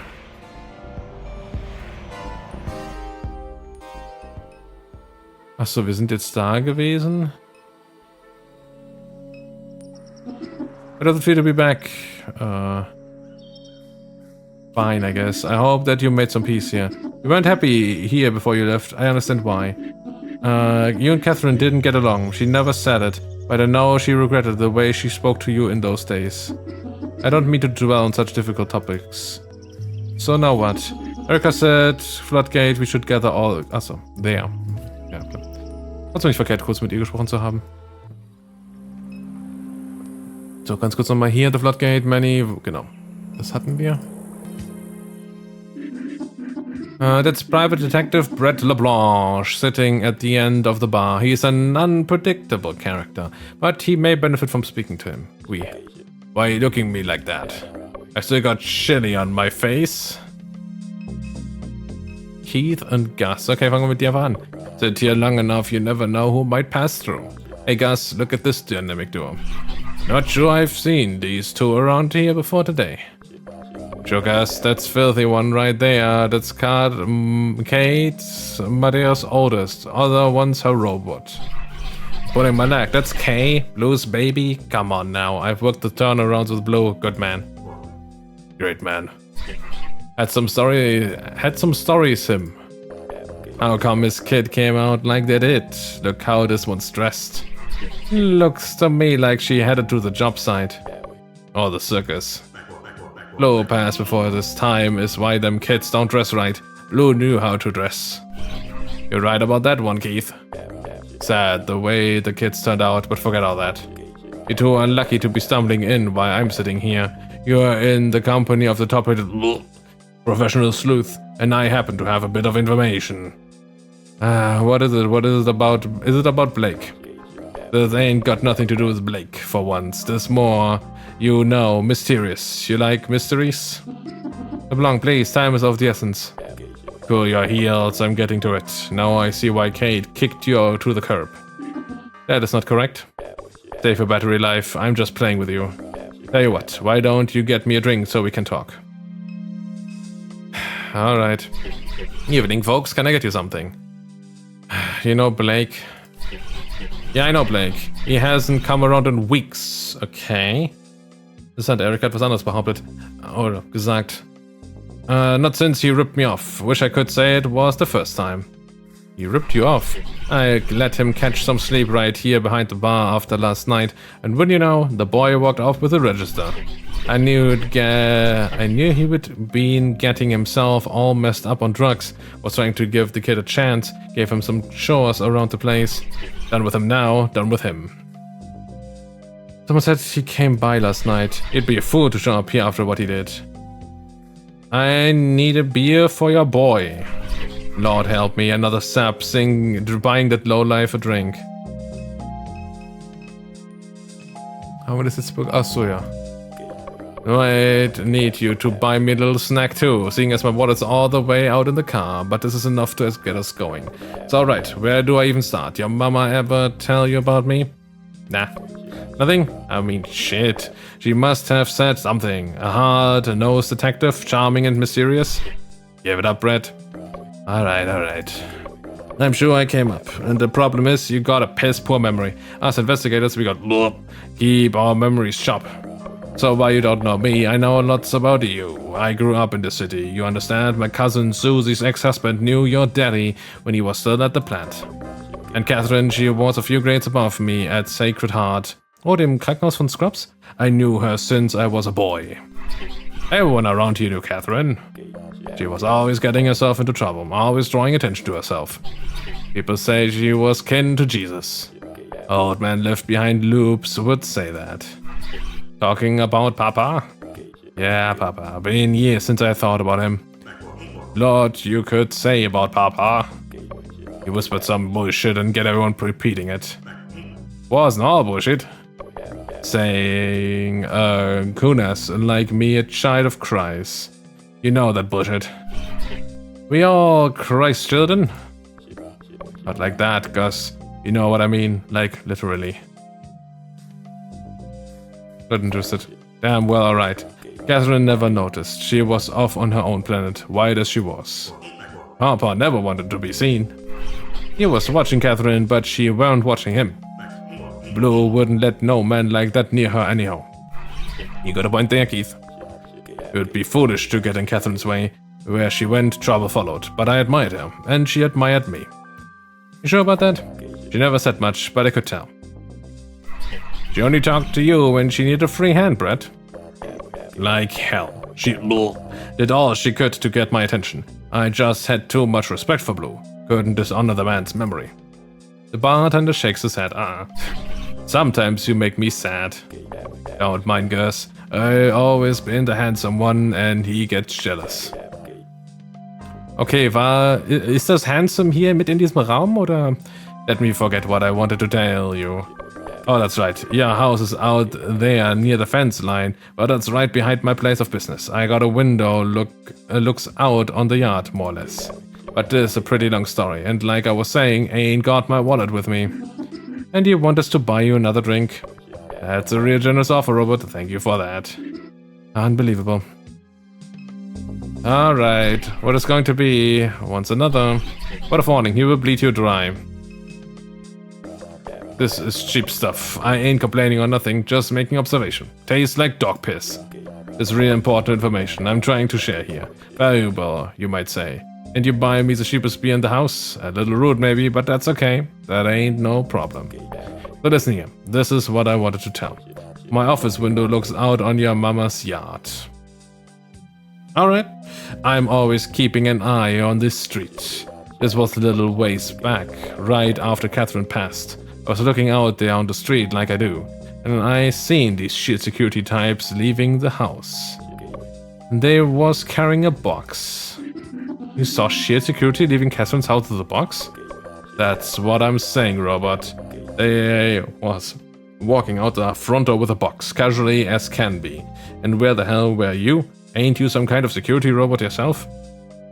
What would shit be looking for? Why didn't you stop them? What would they look for? Hell, I know. Laura St. Clair, the regional CEO, might get over. They got over there. She always took a bit of an interest in your mama. I hear she's a loose cannon. Or would she be interested? Everybody was. He's right. Everybody wanted was in her. What was in her head? So, what makes her loose cannon? That's just what they say. You talking about Laura? Piece of work, that woman. Surprised she hasn't run the whole operation into the ground. Only reason the board keeps her on deck is because of her father. A lot of people want a gun. Who's her father? Thomas St. Clair founded Claire Bionics. They made robots, just like your friend here. Hell, Million might be a St. Clair unit herself. Anyhow, man's rich as can be. Thomas St. Clair is a servant of the devil. There Gus goes with his bullshit. Not bullshit, it's truth. Alright, Gus. I know about that person. Why didn't you stop them? Well, because I was busy. With what? You know, just busy. Who cares with what? When you ever busy with anything? All the time. I can hardly get a minute to relax. What were you doing? I told you, I was looking out the window and saw them shoot people. Now answer the question, Brett. You see these people breaking into the home. You are always coming around here bragging about stopping the bad guys. If I wasn't so busy, I might have killed them. Sometimes I wonder if half the stories you tell. Ask around town. Everybody knows I'm a killer. I just fantasies to make yourself convince yourself. I was taking a shit. Detective smooths his tie as a moment of silence settles over the room. The window is next to the toilet. I am always watching the streets because I have irritable bowel syndrome. I haven't even started wiping when I seen them shit dudes. Alright, bro? Would you run down Apple Street with a dirty ass? The man closes his eyes and shakes his head slowly.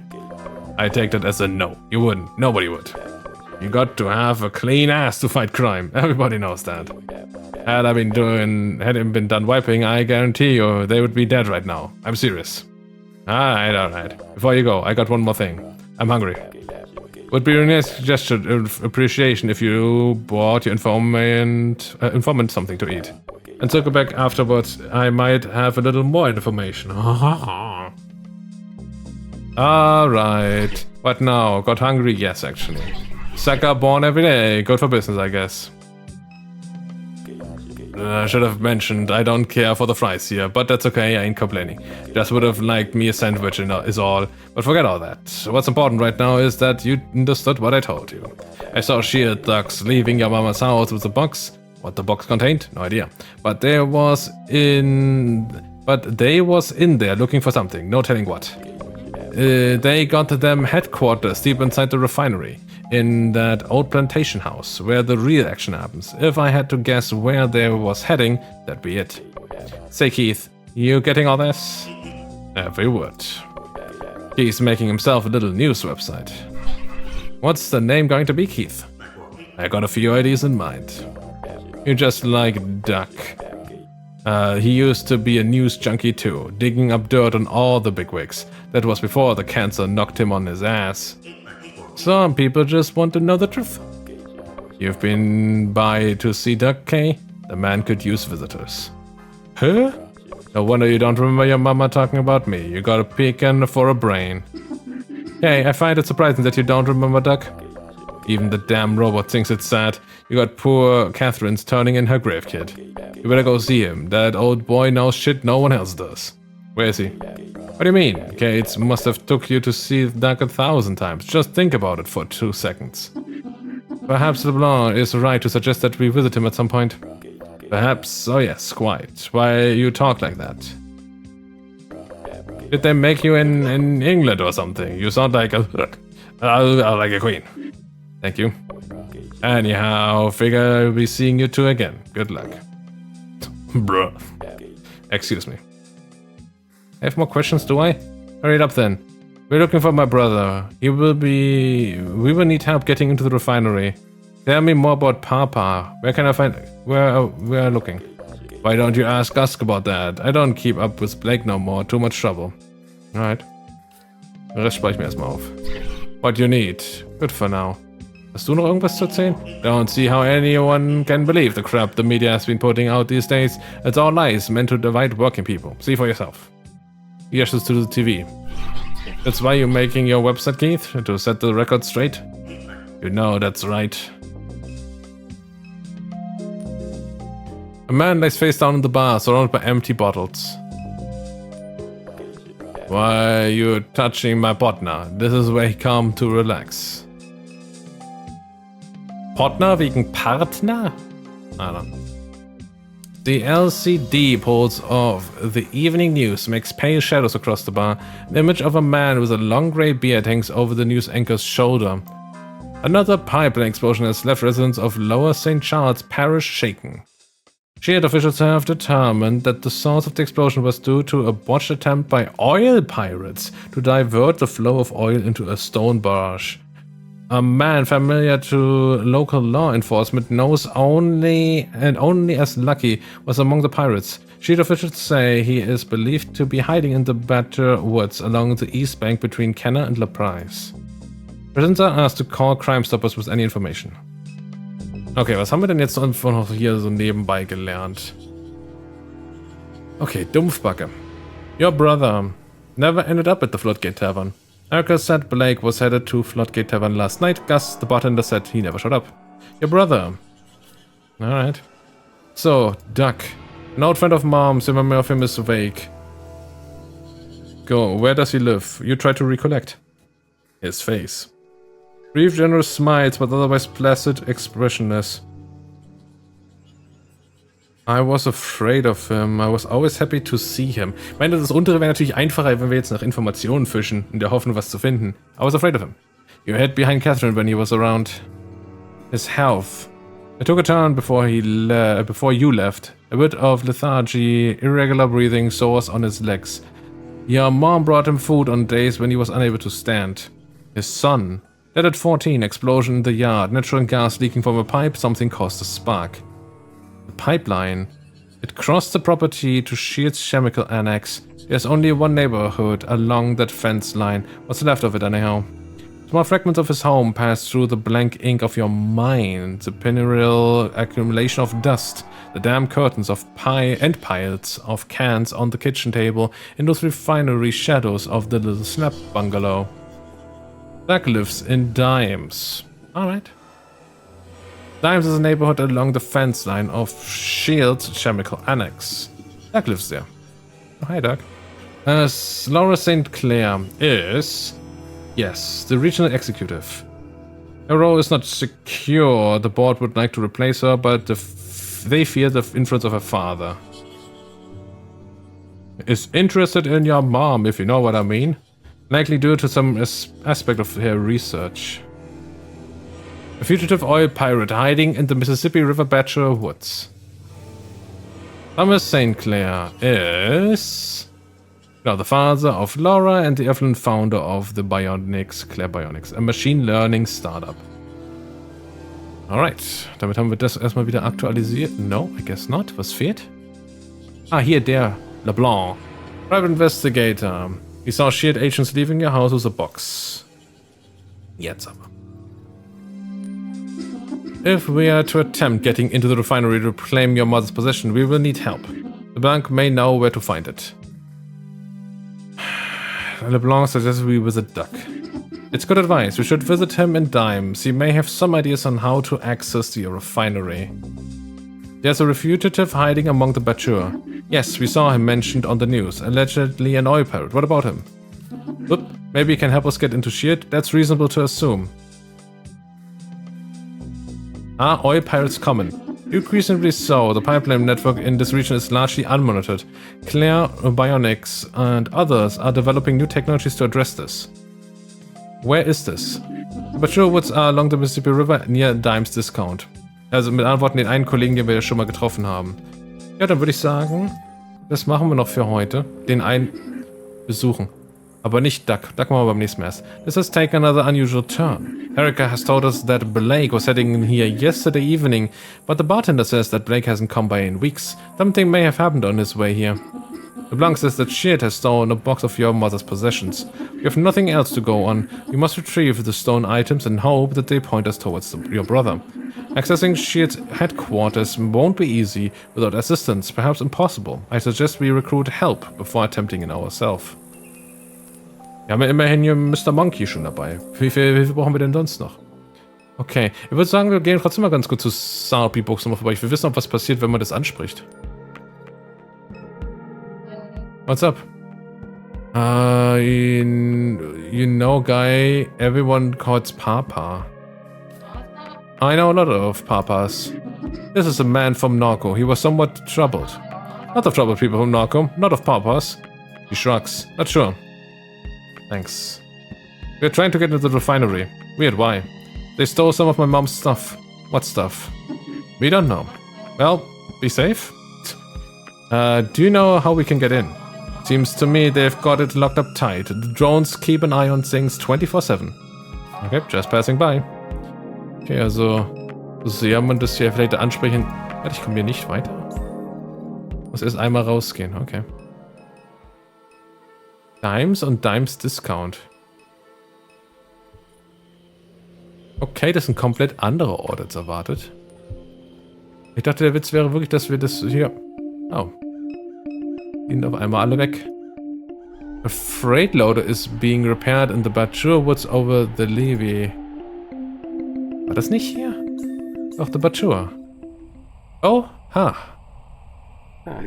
Either of you see a dark little black pet, green eyes? You see her, you send her this way. She answers to pots. You're the one they are looking for? Well, so what? Lucky you make the news, they want trouble, here I am. You see that dog? Send her this way. Alright. Stocky Pet broken now. As you reach down, she shows growls. This dog matches the description. Genau. She doesn't trust us. We may be able to win her over with a little food. You could win me over with a little food. Where can we find some dog? Okay, das wissen wir ja. Das ist jetzt nicht das größte Problem. You grab a bag of dog food. You scan the dog food. Thank you for your purchase. You are welcome, I guess. Ach ne, hier drüben. Give the doggy the food. You pour a heap of food onto the ground before the dog. She laps up the kibble and follows behind you as you step away. The dog ist... Ach ne, ich wollte das Hundefutter dem Teen noch geben. It's the dog! Auf der Dog! Gott Putsch. Gott Putsch. So, und damit gehen wir jetzt hier hin, um dann da hochzugehen. What's... You brought back my pot liquor. She was having me worry. What's now? She tough as they come, but Lucky thought they had her. He reaches down and pats dog behind her ears as she pants eagerly.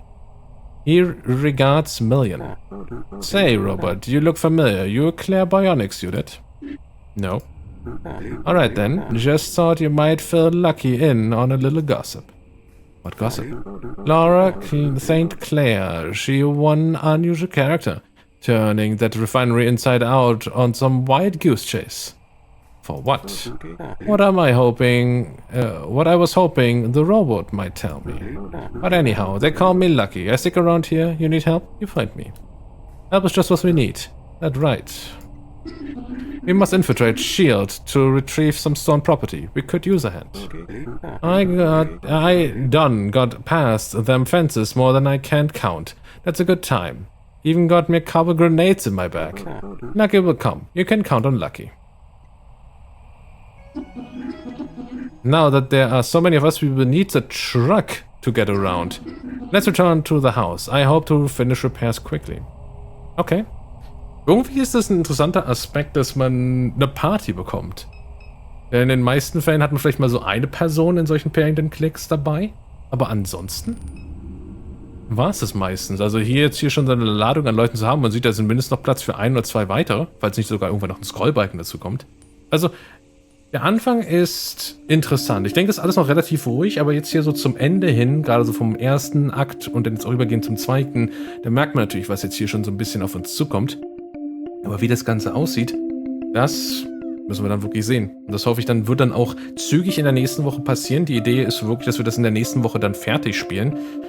Wie das aber dann wirklich aussieht, das müssen wir sehen, was die Temperaturen sagen. Denn gefühlt jeden Tag gucke ich und die sind springend. Also das war nicht sehr abartig, wo ich Mitte der Woche geguckt hatte, was am Montag der Fall sein sollte.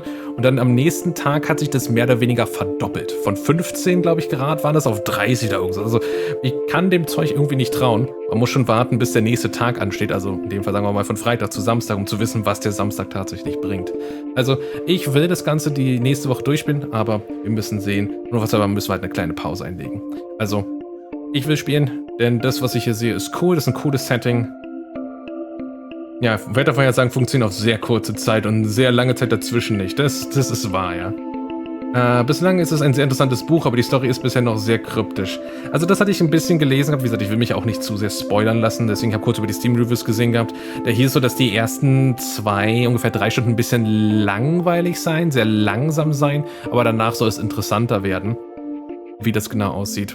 Müssen wir dann wirklich selber rausfinden. Also ja, es wird viel mehr so ein bisschen in die Visual Novel-Ecke gesetzt. Aber ich denke mal, dadurch, dass man halt nicht nur Text vor sich hat, sondern auch so ein bisschen die Backgrounds hat, die Musik dabei hat, sag ich mal, geht das noch so halbwegs. Aber richtige Point-and-Click-Aspekte sind bisher noch übersichtlich. Denn die Puzzle von, oh, wir brauchen Hundefutter, würde man maximal ein Problem bekommen, wenn man sich das Ganze nicht gründlich angeguckt hat. Dann würde man sagen, okay, ich habe kein Hundefutter gesehen, wo kriege ich das her? Aber selbst dann würde ich sagen, die eine Stelle, wo man was kaufen kann, ist dann doch relativ sicher. Also bisher, sag ich mal, in der Hinsicht ist es noch sehr einfach, aber manchmal ist es auch nicht so tragisch, je nachdem, was der Rest des Spiels mit sich bringt. Gut, für jetzt aber bedanke ich mich recht herzlich fürs Einschalten. Hoffe, es hat euch gefallen. Und dann bis zum nächsten Mal, was dann hoffentlich nächste Woche ist. Bis dann.